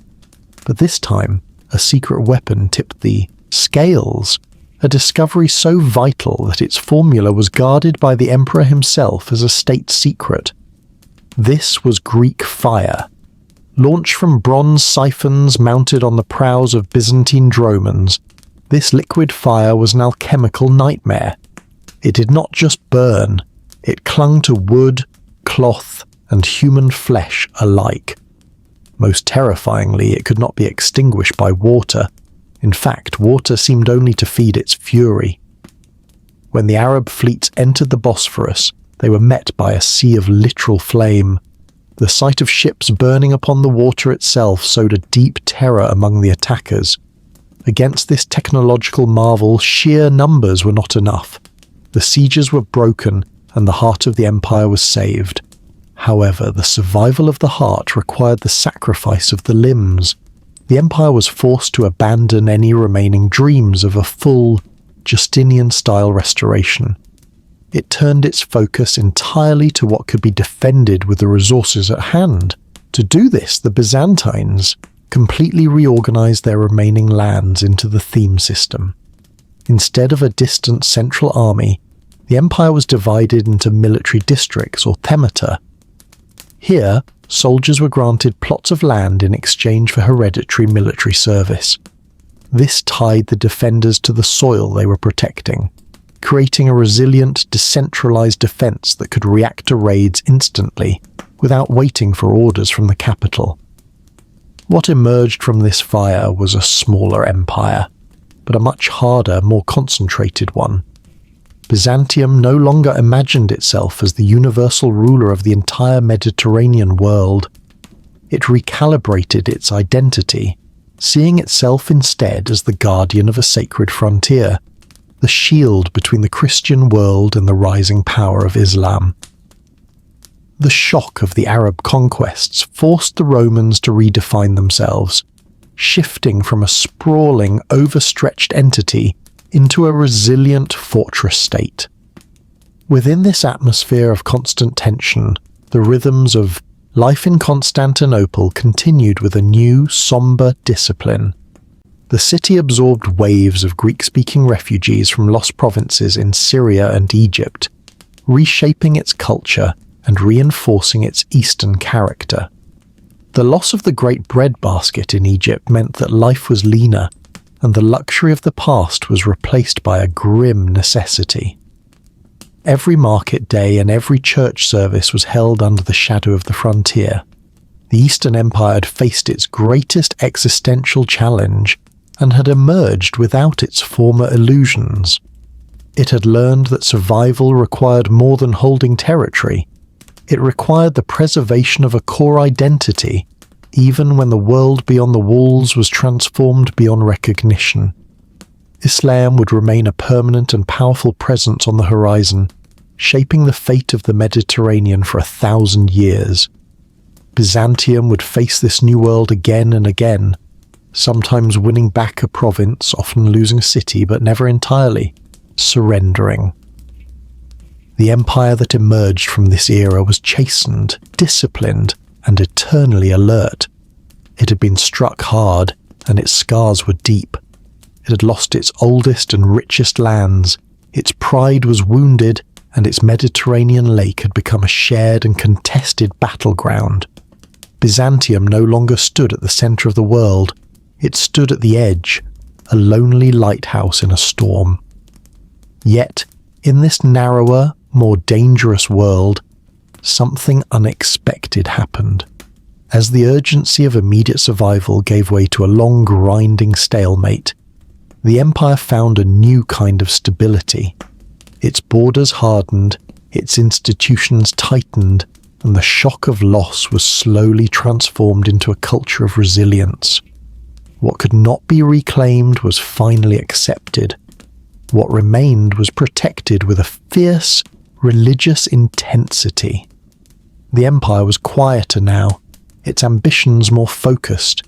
It had learned how to live within its limits, to govern the Anatolian heartland with a cold efficiency, and to watch the horizon with a sleepless eye. Out of the shock of the Eastern loss came a renewal of the Roman will, not to conquer, but to last. The tide of the desert had been met by the fire of the sea and the stone of the city. Byzantium was still here. After generations of relentless pressure, territorial loss, and painful adaptation, the Eastern Roman Empire entered a period of quiet, steady renewal. It did not arrive with the sudden blast of a trumpet or a single, world-changing decree. Instead, it unfolded gradually, like a long, deep breath finally released after a century of suffocation. The empire, having mastered the grim art of survival, now found the room, if only for a fleeting few generations, to truly flourish once again. This era would later be remembered by history as the Macedonian Renaissance. The foundations of this rebirth were practical, grounded in the hard-won lessons of the past. The frontiers, which had for centuries been jagged wounds of constant raiding and uncertainty, finally began to stabilize.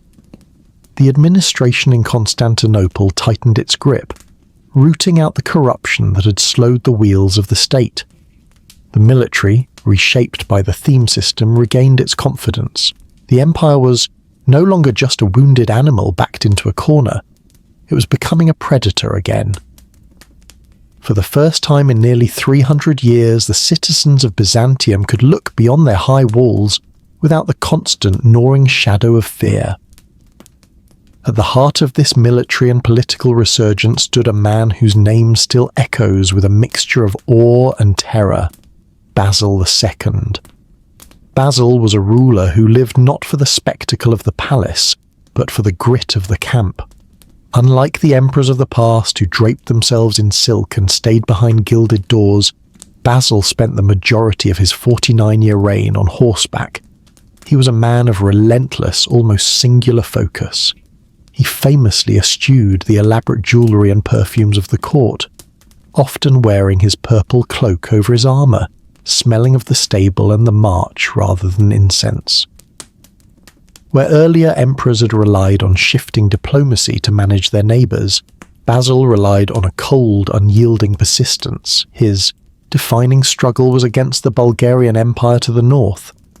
This was not a quick war of conquest, but a brutal 40-year contest of wills. Basil did not rush toward a single decisive battle. Instead, he wore his enemies down with a terrifying endurance, systematically dismantling their mountain fortresses and reclaiming the Balkan Peninsula inch by inch. The struggle culminated in the Battle of Cleidion in 1014. It was here that Basil earned his grim epithet, Bulgaroktonos, the Bulgar Slayer. History remembers a chilling act of brutality following the victory. He reportedly blinded 15,000 Bulgarian prisoners, leaving only one man in every 100 with a single eye to lead the others home. It was a message that silenced the North for 2 centuries. The cost of this victory was immense, and the memory of its cruelty would linger in the songs of the Balkans for 1,000 years. But for the Roman state, the northern borders were finally secure. With this newfound security came a surge of confidence that transformed the very structure of the army. Basil solidified the Varangian Guard, an elite unit of tall, axe-bearing Norsemen and Vikings who served as his personal bodyguards. These Northmen brought a new kind of ferocity to the Mediterranean, their loyalty bought not with politics, but with gold and a fierce warrior's code. The empire once again trusted in its own steel. This stability allowed the culture of Byzantium to breathe again. In the scriptoriums of Constantinople, learning underwent a massive revival. This was the age of encyclopedism. Scholars and monks worked tirelessly to copy and preserve ancient Greek manuscripts, Homer, Plato, Aristotle, treating them not as dead relics, but as living sources of wisdom. The University of Constantinople at the Magnora Palace became a beacon for the world's brightest minds. Art grew more refined, moving away from the stark, simple crosses of the Iconoclasm period and returning to a deeply symbolic classical language. The mosaics of this era, like those found in the monastery of Hosios Loukas, achieved a level of detail and emotional depth that hadn't been seen since the days of Justinian. The saints once again gazed out from the domes, but they did so with a newfound elegance and proportion that reflected a society at peace with itself. Trade expanded along the old familiar arteries of the world. The harbours of the Golden Horn were crowded with ships from the Italian city-states, the markets of Baghdad, and the distant shores of the Rus. The Byzantine solidus remained the undisputed international currency, the gold of the world, supporting a thriving class of artisans, merchants, and silk weavers. The economy, so long burdened by the cost of survival, finally found its balance. For a brief shining moment, Byzantium felt whole. This was not the Rome of universal world-dominating rule. It was something subtler and in many ways more mature. The empire had accepted its boundaries and had learned how to thrive within them.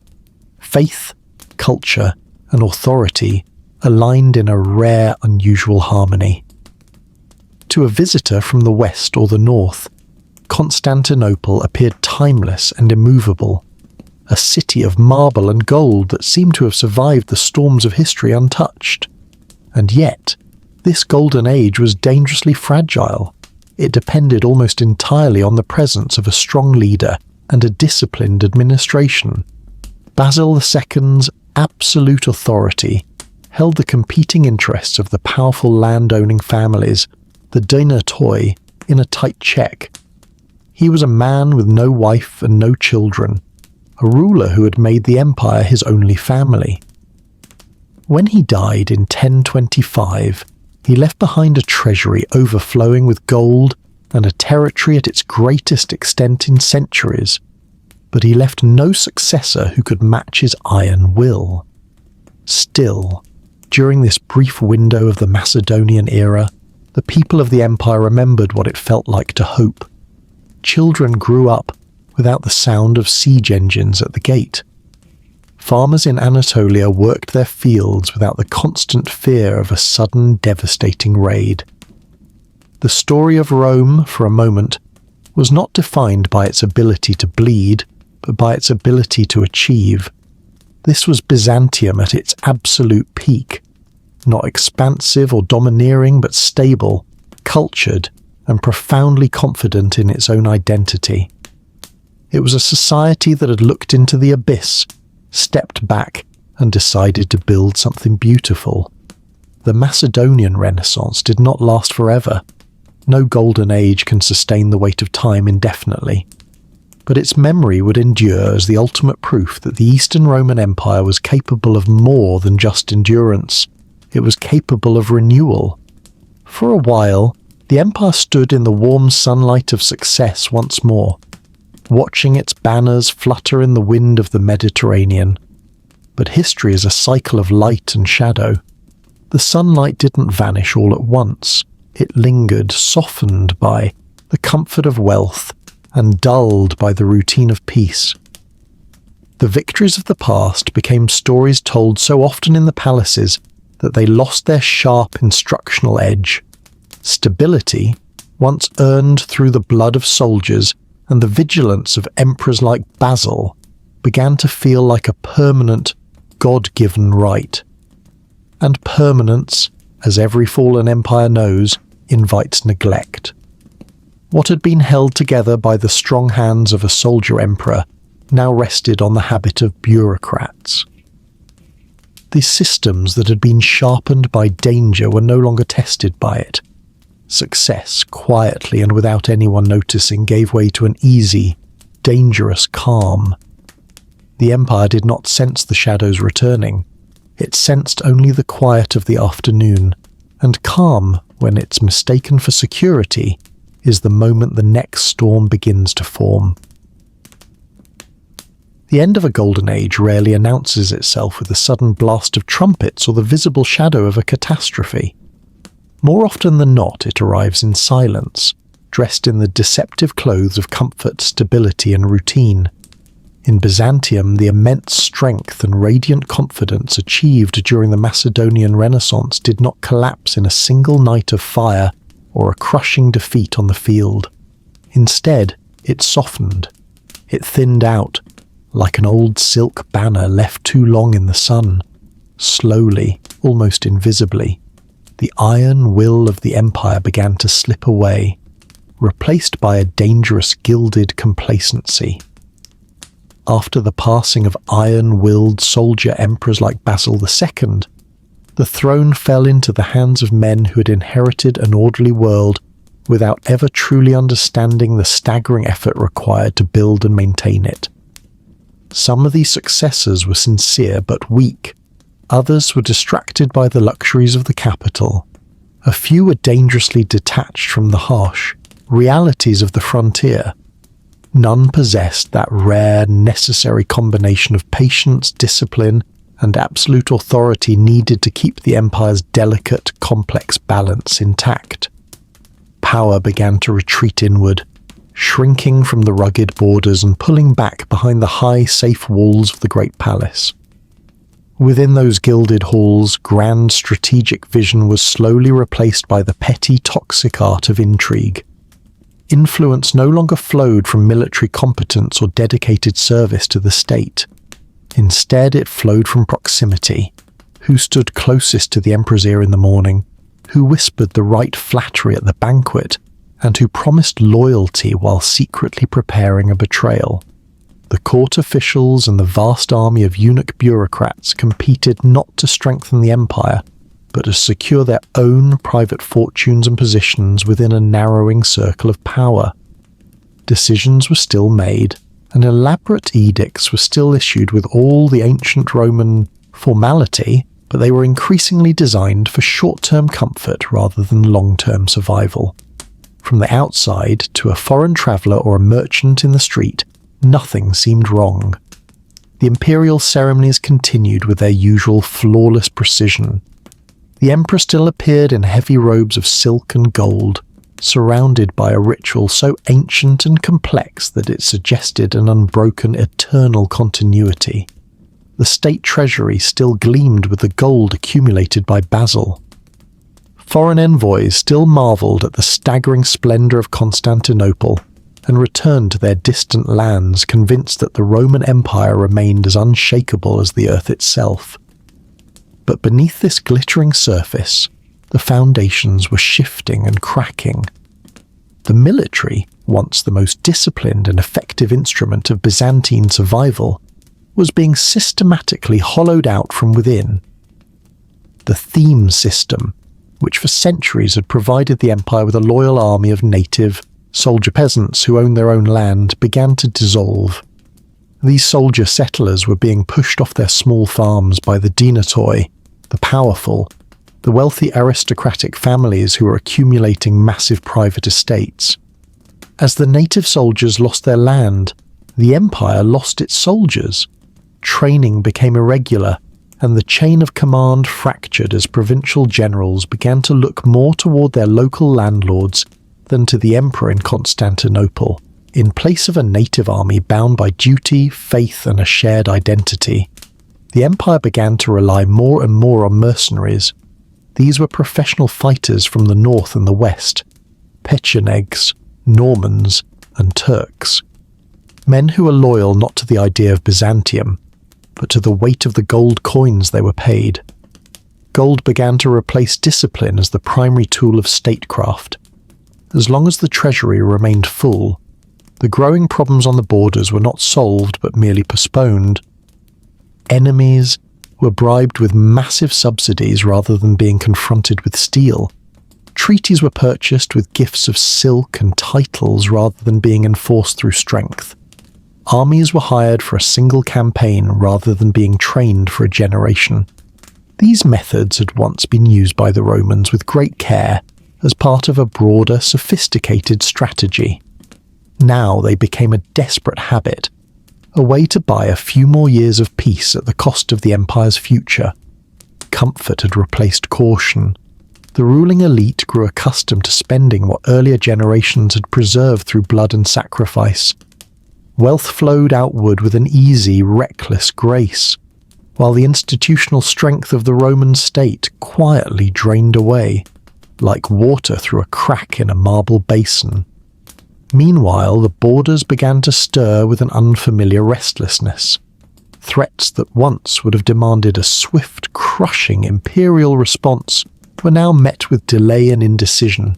Provincial defences, once the pride of the empire, were neglected. Local commanders began to act with a dangerous independence, eroding the central authority of the capital. The empire was not yet collapsing in a single piece. It was loosening thread by thread, year by year. Inside the crowded agoras and churches of Constantinople, daily life retained its sophisticated elegance. The markets remained packed with spices from the east and furs from the north. The domes of the churches caught the morning light, and the religious processions still filled the streets with the scent of incense and the sound of ancient chants. To the ordinary citizen, the empire still felt eternal. It felt dignified, unchanged, and protected by a history so long that failure seemed impossible. But behind the palace walls, the uncertainty was growing like a shadow. Succession became unstable as emperors rose to power through the dark hallways of intrigue rather than through clear merit or preparation. Reigns became shorter, and each new ruler seemed determined to reverse the policies of the last, undoing any fragile progress before it could take root. Imperial authority fractured among a few powerful families whose interests lay closer to their own private estates in Anatolia than to the survival of the Roman state. Confidence had slowly and silently hardened into a blind complacency. The empire's long, miraculous history of endurance became an excuse for inaction. Byzantium had survived the Huns, the Persians, the plague, and the Arab sieges. Surely the bureaucrats thought it would survive this as well. That belief dulled the edge of urgency and disguised the empire's growing vulnerability.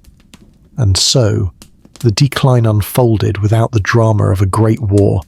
There were no massive invasions at first, no sudden, spectacular sack of the capital, no single battle that announced the end of an era. Instead, there was only drift. There was delay. There was miscalculation and a mountain of problems left for the next reign, the next ruler, or the next generation to solve. Byzantium still possessed an immense depth of culture and a historical memory that reached back to the Caesars. But memory alone cannot replace the sharp eyes of a sentinel or the disciplined hand of a general. The careful, ruthless habits that had once made Roman survival an art form were no longer practiced with the same iron discipline. Gold continued to flow outward more easily than order flowed inward. To those living within its warmth, this period did not feel like a crisis. It felt like a comfortable continuity, perhaps a bit diminished, perhaps a bit slower, but familiar. Only from the cold, distant perspective of history would we recognize it for what it truly was. The quiet, gilded moment when the empire began to forget exactly what its survival required. The empire had not yet fallen. It had not even weakened in a way that the world could easily see. It had simply begun to fall into a long, deep sleep, just as the world beyond its walls was preparing to wake up and move. When the sun-scorched, iron-clad armies of the West first appeared on the eastern horizon in the final years of the 11th century, they did not arrive as conquerors, at least not in their own minds. They came as pilgrims with weapons, a sea of men bound by sacred vows, stirred to a fever pitch by the sermons of Pope Urban II, and deeply convinced that the physical act of suffering on the road to Jerusalem was a direct path to holiness. To the weary and battered Eastern Roman Empire, which had recently suffered a soul-crushing defeat against the Seljuk Turks at the Battle of Manzikert, the arrival of these Westerners felt, at first, like a miraculous answer to prayers whispered in the dark for far too long. But hope, when it's shaped by profound cultural misunderstanding, can quietly and dangerously transform into a threat. The relationship began with a desperate plea. Emperor Alexios I Komnenos, a master of survival and a shrewd diplomat, had reached out to the West at a moment of extreme imperial vulnerability. He sought assistance, not a mass migration, not an uncontrollable tidal wave of religious fervour, but a small professional force of mercenaries to help him stabilise the Anatolian frontier. Alexios wanted controlled cooperation, soldiers who would take his orders and return his lands. What arrived instead was something vast, emotional, and impossible for any one man to command. Wave after wave of crusaders, the Franks, as the Byzantines called them, poured into Roman lands. They were men hardened by the long brutal distances of Europe and fueled by a raw apocalyptic devotion. Yet, they were total strangers to the sophisticated ancient world they had just entered. Constantinople was not built for the emotional certainty or the impulsive, fiery faith of the West. It was a city built for balance, for the slow game of negotiation, and for the cold restraint that comes from over 1,000 years of political survival. To the Byzantines, these newcomers were deeply unsettling. The Franks spoke loudly and moved with a restless violence, while the Byzantines preferred the quiet, measured corridors of bureaucracy and the subtle arts of diplomacy. The Westerners acted with a raw decisiveness, often rushing headlong into battles that the Byzantines would have preferred to resolve with a bribe or a treaty. Their faith was sincere, but it felt unrefined to the Easterners. It was a religion less wrapped in the ancient mystical rituals of the East and more charged with a militant urgency. They knelt before the relics of Constantinople with a fierce, almost frightening intensity, and then carried that same intensity directly onto the battlefield, often disregarding the strategic caution that had kept the empire alive for so long. From the high marble walls of the capital, the imperial court watched the crusading host with a mixture of admiration and dread. The crusaders were capable of staggering courage, but they were also prone to chaotic bursts of looting and internal fighting. As they moved through the imperial provinces, they consumed vast amounts of supplies, frightened the local Greek-speaking populations, and frequently ignored the complex laws and customs shaped by centuries of Roman memory. To Byzantium, order was the most sacred principle of the universe. To the Crusaders, momentum and the holy war mattered more than the local laws of a Greek emperor. And yet, in those early years, cooperation was genuinely attempted. Alexios I, ever the pragmatist, welcomed the Western leaders with elaborate ceremonies and staggering generosity. He offered them guidance, imperial transport across the straits, and the vast supplies of his markets. In return, he demanded a formal oath, a solemn promise that any lands conquered from the Turks that had once been Roman would be returned to imperial authority. On parchment, and through the performance of sacred ritual, an alliance was declared. But in reality, the trust was as thin as a single sheet of silk. The Crusaders looked upon Byzantium with a growing toxic suspicion. They saw the immense wealth of the capital, the cautious diplomacy of the court, and the subtle movements of the bureaucracy, and they mistook these things for weakness, cowardice, or outright deceit. They could not understand why the Romans would negotiate with Muslims instead of simply destroying them. The Byzantines in turn saw the Crusaders as volatile and barbaric guests, men who were brave but fundamentally undisciplined, sincere in their faith but utterly unpredictable in their actions. They were driven by motives that could not be easily negotiated or delayed by a bribe. This cultural distance was deepened by a growing religious divide. The Great Schism of 1054, the formal split between the Catholic West and the Orthodox East, had happened only a generation earlier. Though the common people didn't always understand the nuances of theology, the leadership on both sides was acutely aware that they were no longer part of the same church. To the Westerners, the Greeks were schismatics who lacked the true fire of the faith. To the Greeks, the Westerners were Latins, who had corrupted the ancient creed and forgotten the refined traditions of the ancestors. As the victories of the First Crusade followed, reclaiming ancient cities like Antioch and eventually Jerusalem, the tension only tightened. In the West, these victories were celebrated as proof of divine favour. In Constantinople, they were received with a guarded relief that quickly soured into unease. The promises made to Alexios began to blur and then dissolve entirely. When the city of Antioch was taken, the Crusaders did not hand it back to the emperor. They kept it for themselves, establishing their own principality. New Western states, the Outremer, emerged where imperial provinces had once stood for centuries. What Alexios had framed as a liberation slowly began to resemble a permanent Western occupation of the East. The empire felt the ground shifting beneath its feet. The Crusaders had not come to restore the strength of the Romaioi. They had come to fulfill their own vision of a sacred destiny, one that did not necessarily include a powerful Byzantine state. What had begun as an alliance now felt like an intrusion of barbarians who had simply stayed too long. Distrust hardened into a permanent state of mind. Western leaders interpreted Byzantine caution and their refusal to commit their entire army to the Crusader cause as cowardice, or, worse, a secret betrayal in league with the Turks. The Byzantines viewed the Westerners' boldness as a dangerous recklessness, an arrogance born of ignorance.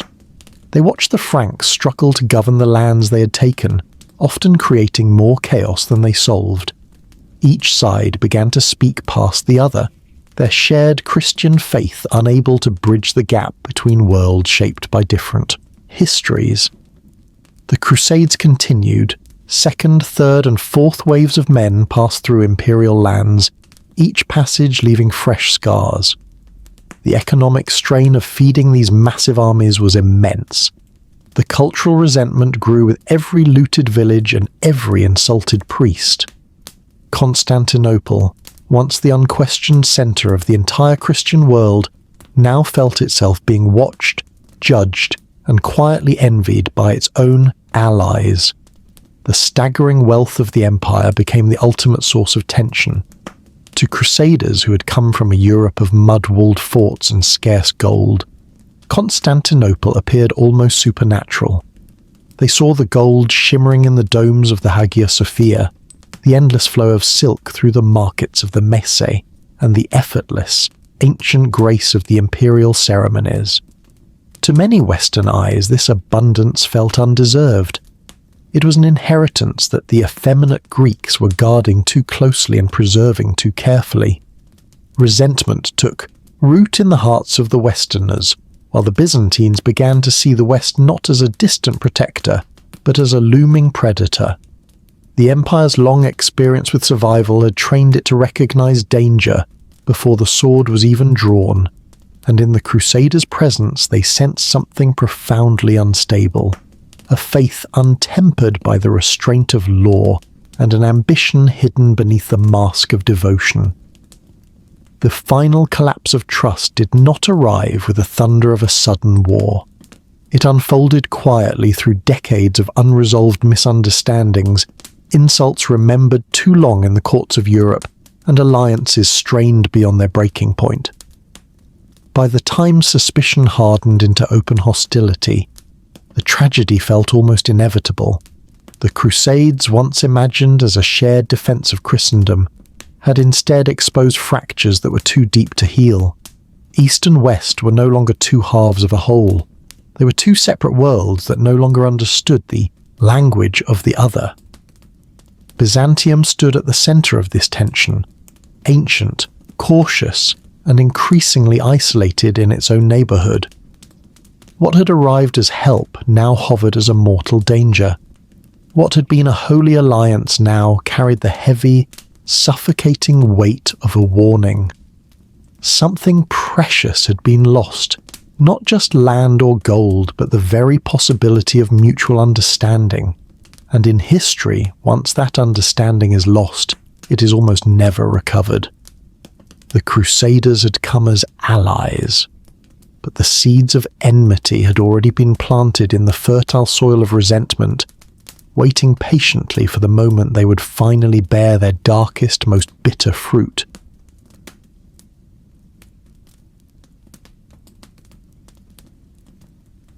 For nearly 9 centuries, the citizens of Constantinople lived with a profound, almost invisible sense of security that went far beyond the strength of their legendary walls. Stone and sea mattered, of course. The great Theodosian defences and the churning currents of the Bosphorus had held firm against every army that had dared to shake the foundations of the world. But beneath that physical confidence lay something much quieter and infinitely deeper, a spiritual shield. It was the unshakable belief that the city was Theotokos, protected by the Mother of God, and that it belonged to a shared, sacred civilization, bound together by 1,000 years of Roman law, Orthodox faith, and imperial inheritance. That belief, that 900-year-old certainty, would not survive the catastrophic year of 1204. By the early 13th century, the Eastern Roman Empire was weary in ways that a simple military reform could no longer repair.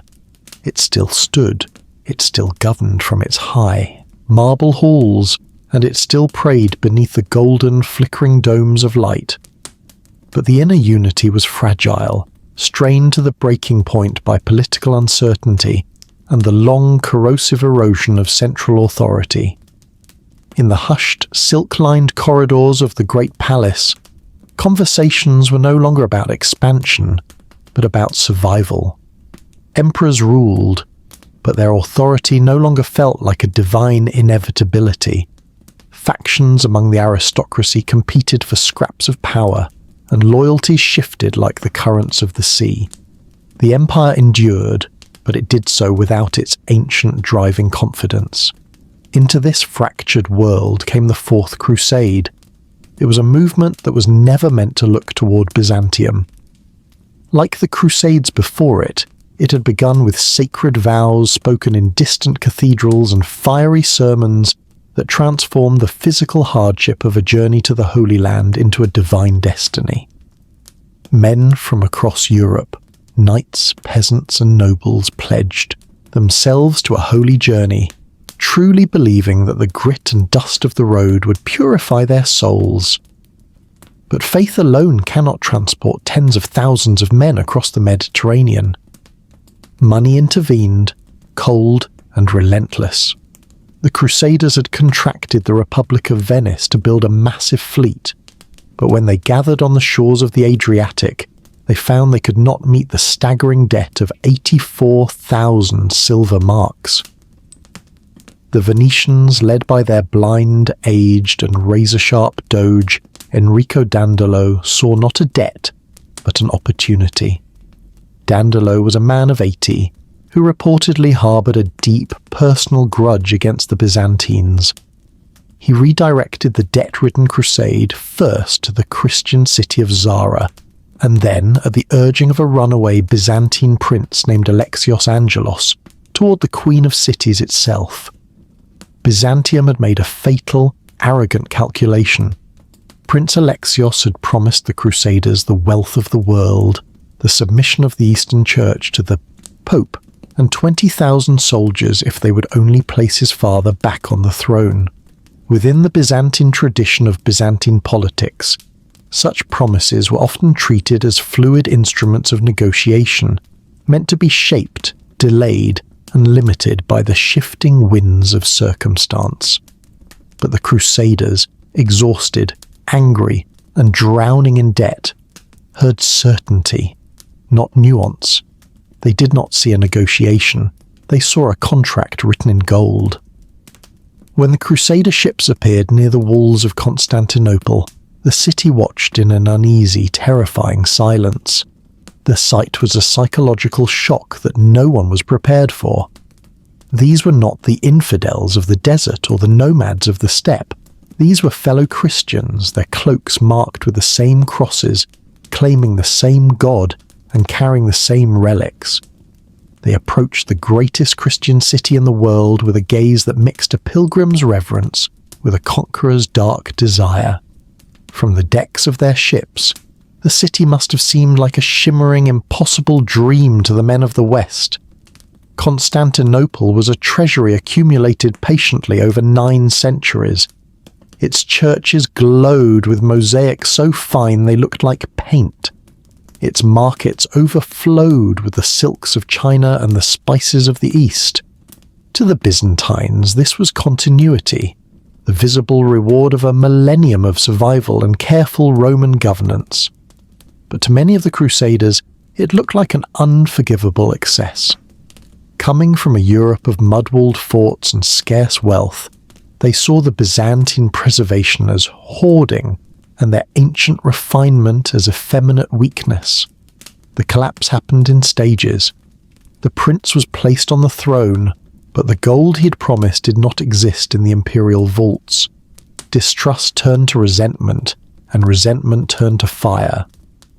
In April 1204, the unthinkable happened. The Crusaders launched a full-scale assault on the walls. The Venetians tied their ships together, creating massive platforms that reached the level of the sea walls. On the 12th of April, the defences, so long a symbol of eternal endurance, were breached. Once inside, all discipline, all pretense of a holy journey utterly collapsed. The city was not taken reluctantly. It was consumed with a primal, terrifying hunger. Constantinople was looted by Christians. The sack unfolded with a brutality that shocked even the chroniclers who had travelled with the army. Churches were forced open by men seeking the gold and silver of the altars. the sacred vessels were seized and used as common drinking cups. In the streets, the smoke of fires, some intentional, some accidental, choked the air. Thousands of homes were ransacked, and the streets filled with a frantic, echoing confusion as the citizens learned too late that their shared faith offered no shield against the raw ambition of their neighbours. Relics that the Byzantines had guarded with a fierce religious reverence for centuries, believing them to be the very anchors that bound heaven to earth, were torn from their sanctuaries. The crown of thorns, pieces of the true cross, and the bones of the saints were carried westward as trophies. They were stripped of their ancient context and meaning, displayed in the cathedrals of Paris and Venice as proof of a military triumph rather than a spiritual devotion. Even the Hagia Sophia was not spared. The great church, whose vast dome had once embodied the perfect union of imperial ambition and divine order, was violated in ways the Byzantines had never imagined possible. The silver of its grand iconostasis was hacked away, and the careful, restrained rituals of the East were replaced by the rough, triumphal celebrations of soldiers who neither understood nor respected the Greek traditions. For the people of Constantinople, the shock was deeper than the loss of wealth or the burning of their homes. They had survived sieges before, by the Persians, the Arabs, the Avars, but those were enemies who had denied their faith. This was different. This was destruction carried out in the name of the same God, by men who wore the cross on their shoulders. In 1204, something fundamental in the Byzantine soul broke. The sack shattered the empire not just because of the material loss, but because it destroyed the meaning of the state. Byzantium had long believed itself the centre of a providential world, a bridge between divine order and earthly rule. Its survival had always felt purposeful. In the smoke of 1204, that sense of divine providence felt utterly absent. The empire fractured almost immediately. Imperial authority dissolved into dust. Constantinople fell under the Latin rule of Baldwin of Flanders, an outsider who tried to govern a city he did not understand. The imperial continuity, the unbroken line of Roman identity that reached back to Augustus, was severed with a violent, bloody stroke. The Byzantine rulers fled. In exile at places like Nicaea and Trebizond, they formed successor states, each clinging to fragments of their shattered inheritance. The Roman Empire still existed, but it existed in pieces, like the shards of a broken mosaic. When Constantinople was eventually reclaimed decades later by Michael VIII Palaeologus, it was no longer the same city. The population had dwindled, the legendary wealth was gone, and the ancient, quiet confidence had been stripped away. What returned to Byzantine hands was a capital haunted by memory rather than sustained by strength. The wound of 1204 never truly healed. It changed how Byzantium saw the West forever. Suspicion hardened into a cold, final hostility that would make any future union impossible. The divide between East and West was no longer just about the language of the creed or the type of bread used in communion. It was sealed by the memory of violence and theft. More than anything, 1204 destroyed the feeling of inevitable survival. Before this year, the empire believed it would continue because it had always found a way. After, the Byzantine story became one of mortality, fragile, uncertain, and deeply wounded. The sack of Constantinople was the moment the empire realized that its greatest danger was not always an invader at the gate, but the betrayal of a brother. From this point forward, Byzantium would live in the long, fading shadow of that knowledge, carrying a permanent wound beneath its ceremonies and its prayers, a wound that would shape every remaining century of its long, sombre and dying life. After the catastrophic trauma of 1204, the Eastern Roman Empire did not simply vanish into the pages of history. It did something much quieter, stranger, and in many ways far more painful to witness. It lingered. It became a ghost, a spectral presence inhabiting the broken shell of its former glory. The fall of Constantinople to the Latin Crusaders scattered the remnants of imperial authority like ash caught in a winter wind. Courtiers, generals, weary clergy, and the empire's remaining scholars fled the blackened, ruined capital. They carried with them the heavy burden of memories, of what had been lost, and the fragile, precious fragments of what might still be preserved. The empire no longer had a golden centre, but it still possessed a name, a long, blood-stained history, and a stubborn Roman refusal to accept its own ending.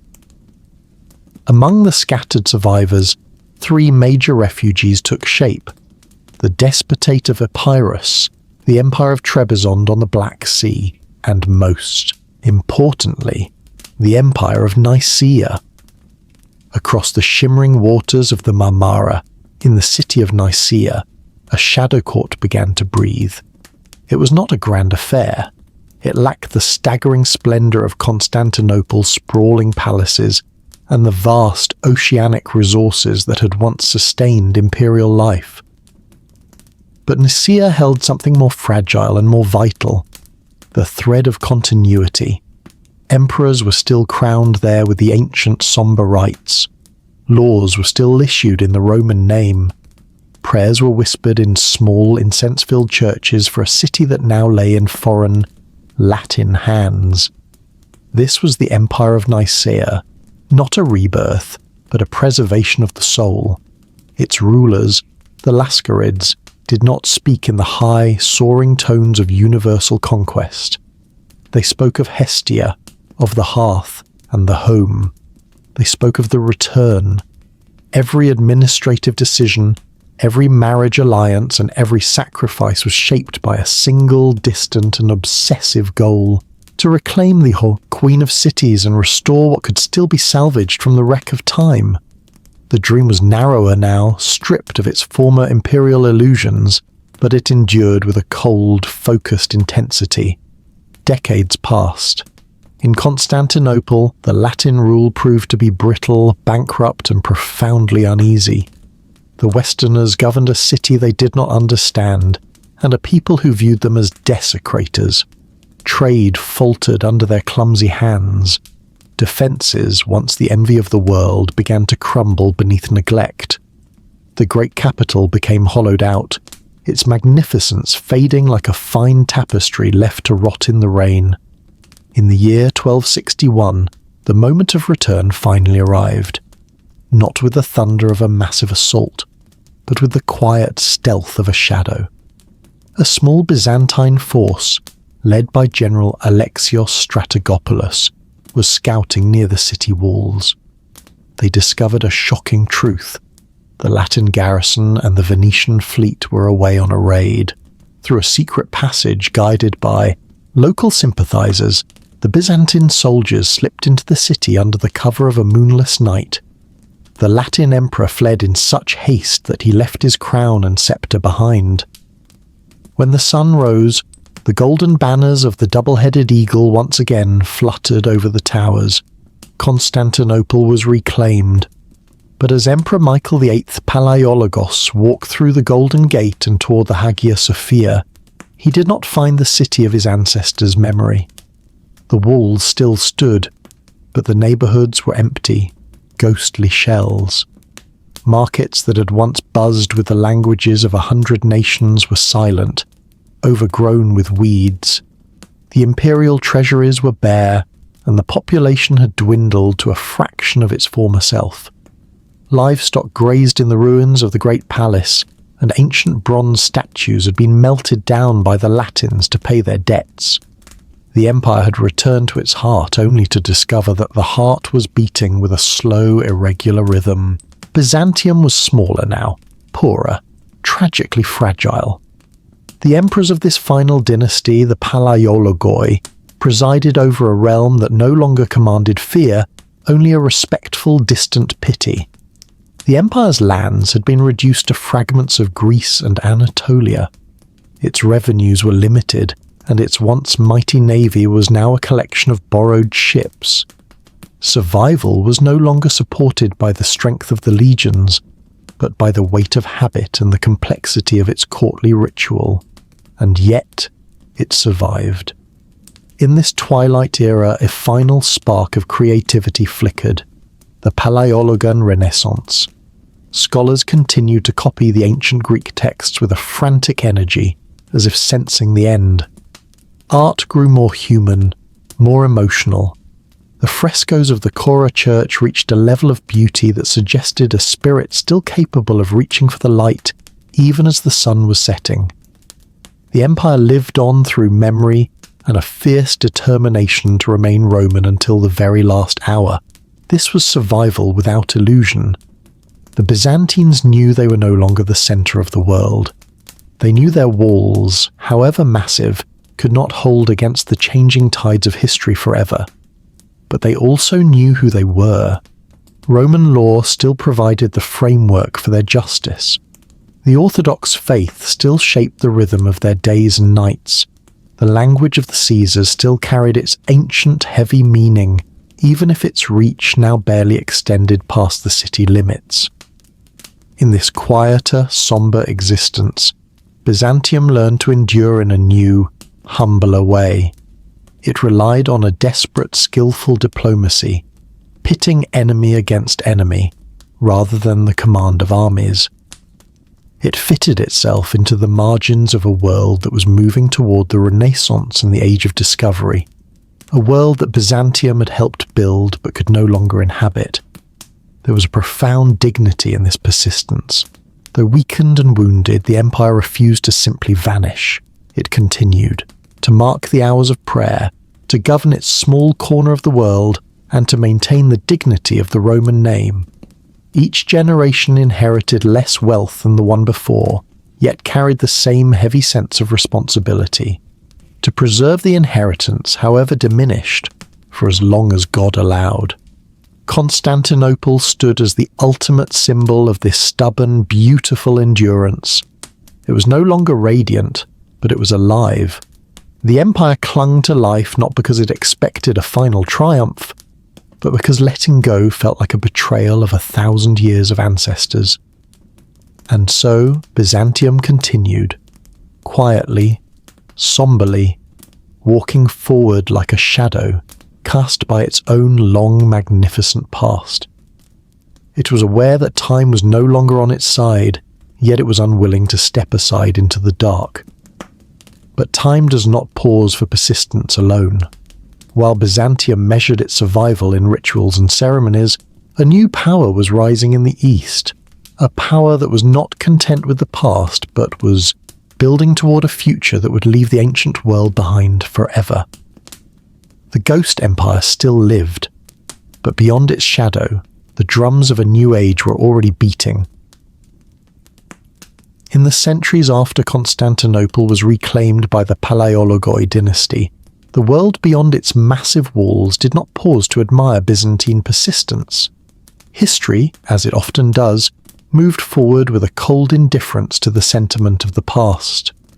Power was shifting once again, quietly, methodically, and decisively. This time, the force that would challenge the ancient Roman order did not emerge from a distant land or a great old capital. It gathered just beyond the empire's shrinking frontiers, in the dusty, rugged foothills of western Anatolia. To the east, on lands that had once been contested by a dozen small principalities, a new breed of warrior emerged from the margins. These were the Ghazis, Turkish frontier fighters shaped by the constant movement of the steppe and the harsh reality of life on the borderlands. They lived in a state of perpetual readiness, neither fully settled nor entirely nomadic. They were hardened by years of small-scale conflict and bound by a fierce, singular loyalty to leaders who understood that in this fragmented world, success was the only currency that truly mattered. From this restless and competitive landscape, the House of Osman I rose to prominence. At first, these Ottomans seemed no different from the many raiding parties Byzantium had weathered over the millennium. To the bureaucrats in Constantinople, they were viewed as simple raiders testing the Roman defences, searching for weaknesses where imperial authority had grown thin. But there was something different in their strategic DNA. Unlike the raiders of the past, the Ottomans did not scatter after a successful campaign. They did not burn and leave. They held their ground. They organised. They absorbed the people they conquered, Christian and Muslim alike, rather than merely exploiting them. They built a society that rewarded discipline, turning a band of warriors into a functioning expansionist state. The early Ottoman leaders, men like Osman and his son Orhan, possessed a terrifying clarity of purpose. They built a military structure that punished disorder and rewarded absolute loyalty to the Sultan. They developed the Janissaries, an elite professional corps of soldiers who lived and breathed for the state. Where Byzantium was now forced to rely on expensive, unreliable, and often treacherous mercenaries, the Ottomans were building a machine. Their command was clear, their strategy was deliberate. While the Byzantine court in the capital was often paralysed by internal family squabbles, shrinking tax bases, and endless theological debates, the Ottomans were looking forward, their eyes fixed firmly on the horizon. Slowly the circle began to close. Byzantine towns fell one by one, not always to a grand dramatic siege, but often to a slow, suffocating isolation. Nicaea fell. Nicomedia followed. Then, in 1354, a devastating earthquake destroyed the walls of Gallipoli, giving the Ottomans their first permanent foothold in Europe. It was a moment that changed the fate of the continent forever. From Gallipoli they surged into the Balkans, bypassing Constantinople and taking Adrianople, which they renamed Edirne. The Queen of Cities was no longer the centre of a great empire. She was becoming an island of marble and memory in a rising Ottoman sea. The empire appealed to the West for help once again. Envoys were sent to the great courts of Europe, speaking of the Turkish peril and the existential threat to Christendom. Promises of crusades were made. Councils were convened in Ferrara and Florence to try and heal the ancient bitter rift between the churches.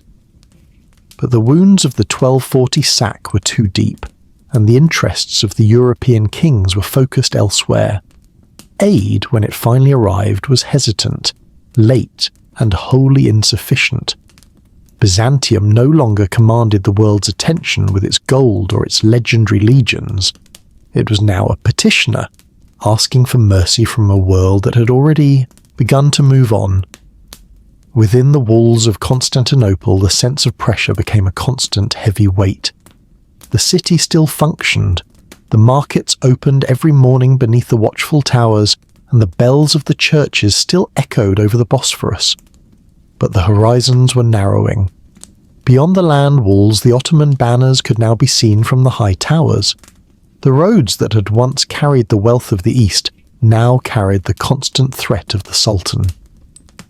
The countryside was emptying as villagers fled to the safety of the fortified city, leaving the ancestral farms to return to wild brush and silence.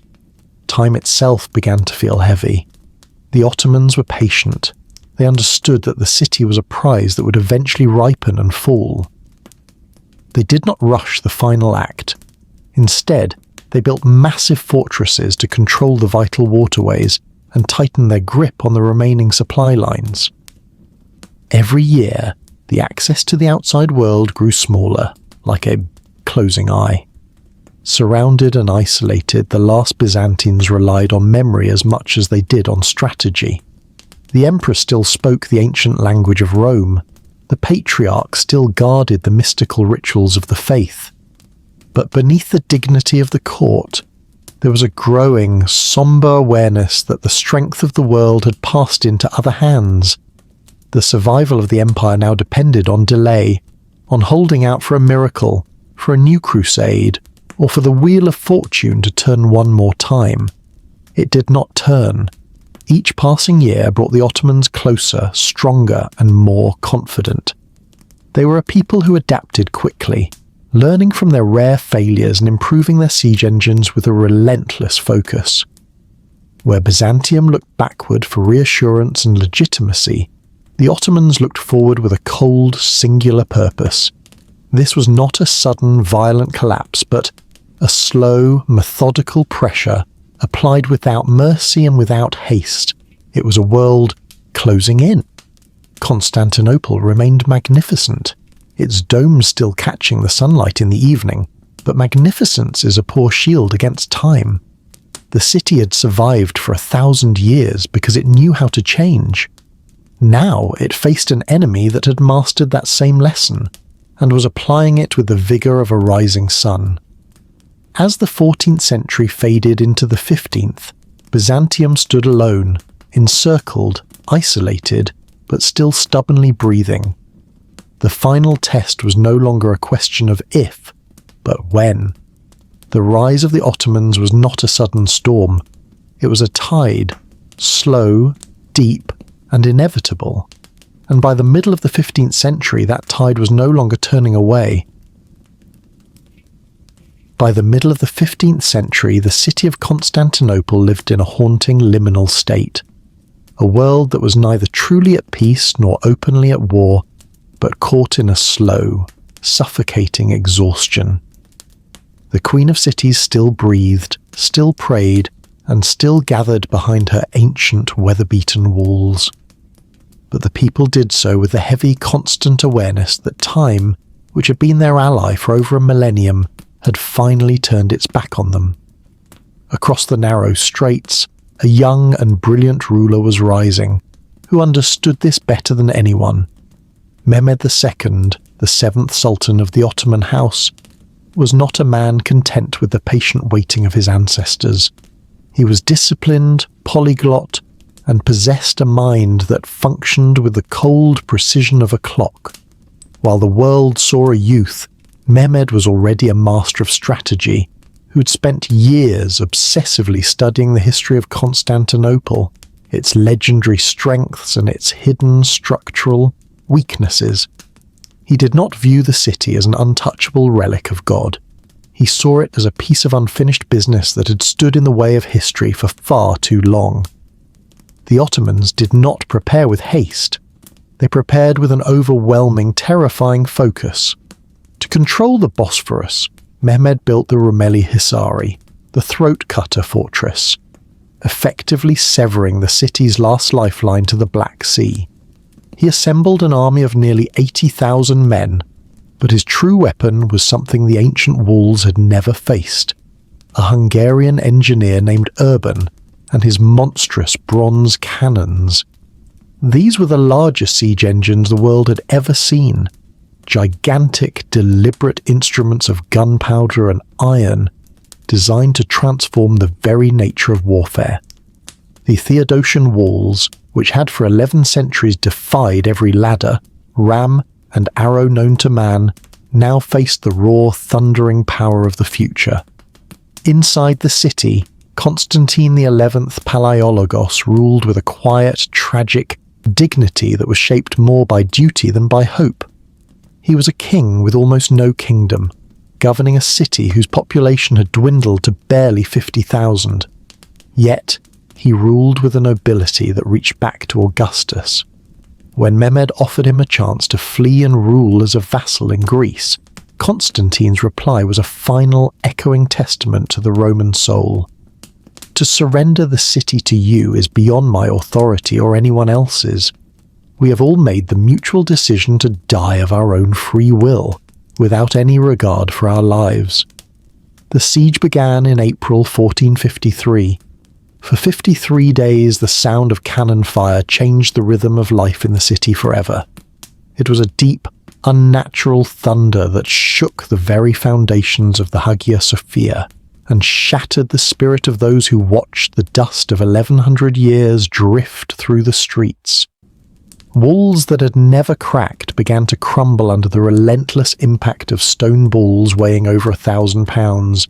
Yet the Byzantines and their small band of Genoese allies, led by the brilliant Giovanni Giustiniani, resisted with a stubborn, frantic bravery. By night the citizens, men, women, and even monks, rushed to the breaches to repair the stone with wood, earth and barrels, defying the Sultan's progress.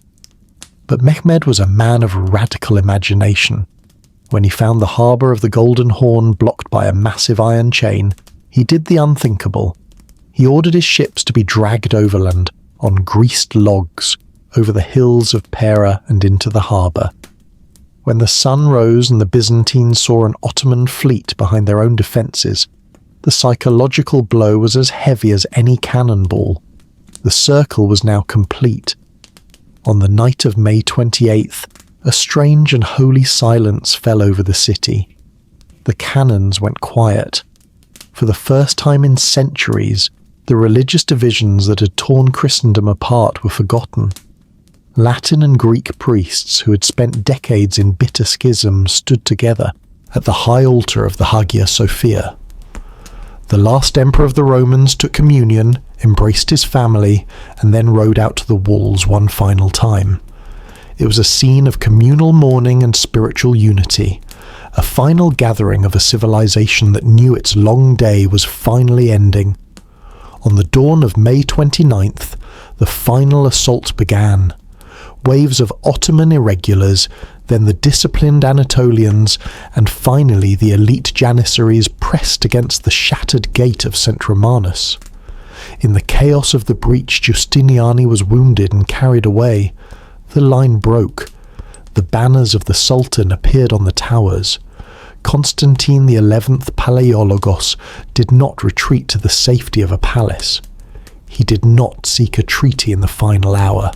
Instead, he reportedly cast off his imperial regalia, the purple cloak and the golden eagles, choosing to die not as a captive trophy, but as a soldier among soldiers.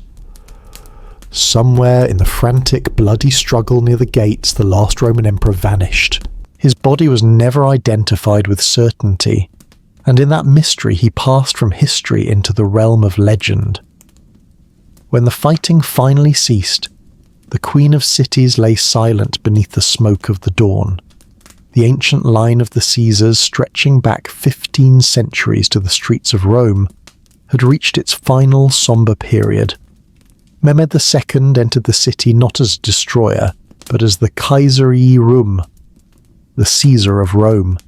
He understood the staggering weight of what he had conquered.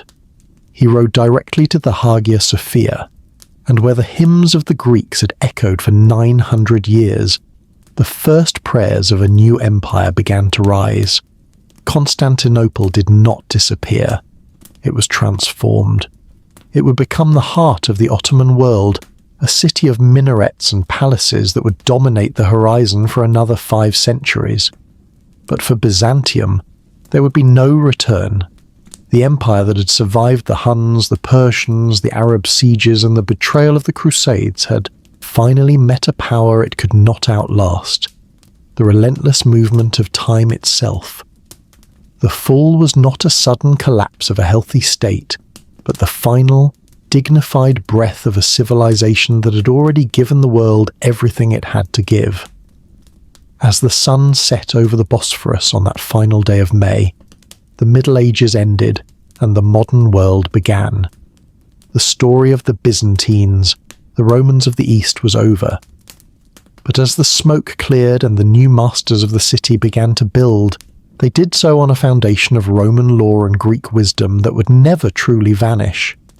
The empire had fallen, but its ghost would haunt the halls of history forever. When the final echoes of the Ottoman cannons faded over the Bosphorus on that warm morning in May 1453, the world did not suddenly tilt on its axis. The sun rose with its usual indifferent brilliance, casting long shadows over the smoking ruins of the walls.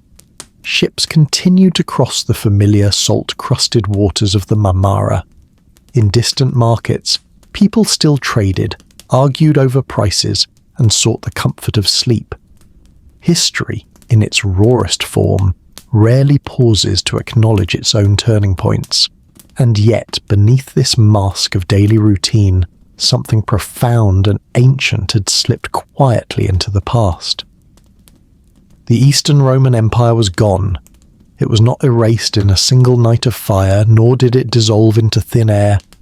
It had simply finished its long 1,000-year task. What remained in the wake of the fallen city was no longer a political empire, but a colossal, invisible inheritance. A legacy that would seep into the soil of every civilization that followed. For over 11 centuries, Byzantium had carried the heavy torch of Rome forward in ways that were rarely loud, often misunderstood, and almost never simple. It had not preserved the Roman idea by freezing it in stone. It had saved it by reshaping it, again and again, until the very act of survival became its most brilliant achievement. Its first great gift to the future was its law. The Corpus Juris Civilis, that massive distillation of Roman legal wisdom ordered by Justinian, did not vanish when the last emperor fell. It endured first in the silence of monastic libraries and the backrooms of courts. The belief that a society should be governed by a written, reasoned, and consistent code, rather than the impulsive whim of a ruler, passed quietly into the foundations of modern Europe. Long after the Palaiologoi vanished from their marble palaces, their legal legacy continued to structure how the world understood justice, contract, and the power of the state. Rome's law survived not because it was enforced by the swords of the legions, but because it was preserved by the disciplined minds of the Byzantine bureaucrats. Faith, too, acted as a vessel that carried the Byzantine soul into the future. Orthodox Christianity was not just a religion. It was a way of seeing the universe, shaped within the empire's mystical rituals and centuries of deep, often painful theological reflection. When Constantinople fell, this faith did not wither. It travelled outward, following the old trade routes to the Balkans, to Greece, and deep into the snow-covered plains of Russia. Moscow would eventually style itself as the Third Rome, the spiritual successor to a city that had refused to die. The rhythmic beauty of the liturgy, the golden gaze of the icons, and the deep, unshakable connection between tradition and identity all bore the unmistakable fingerprint of Byzantium. Even in its physical absence, the empire continued to pray through the voices of millions.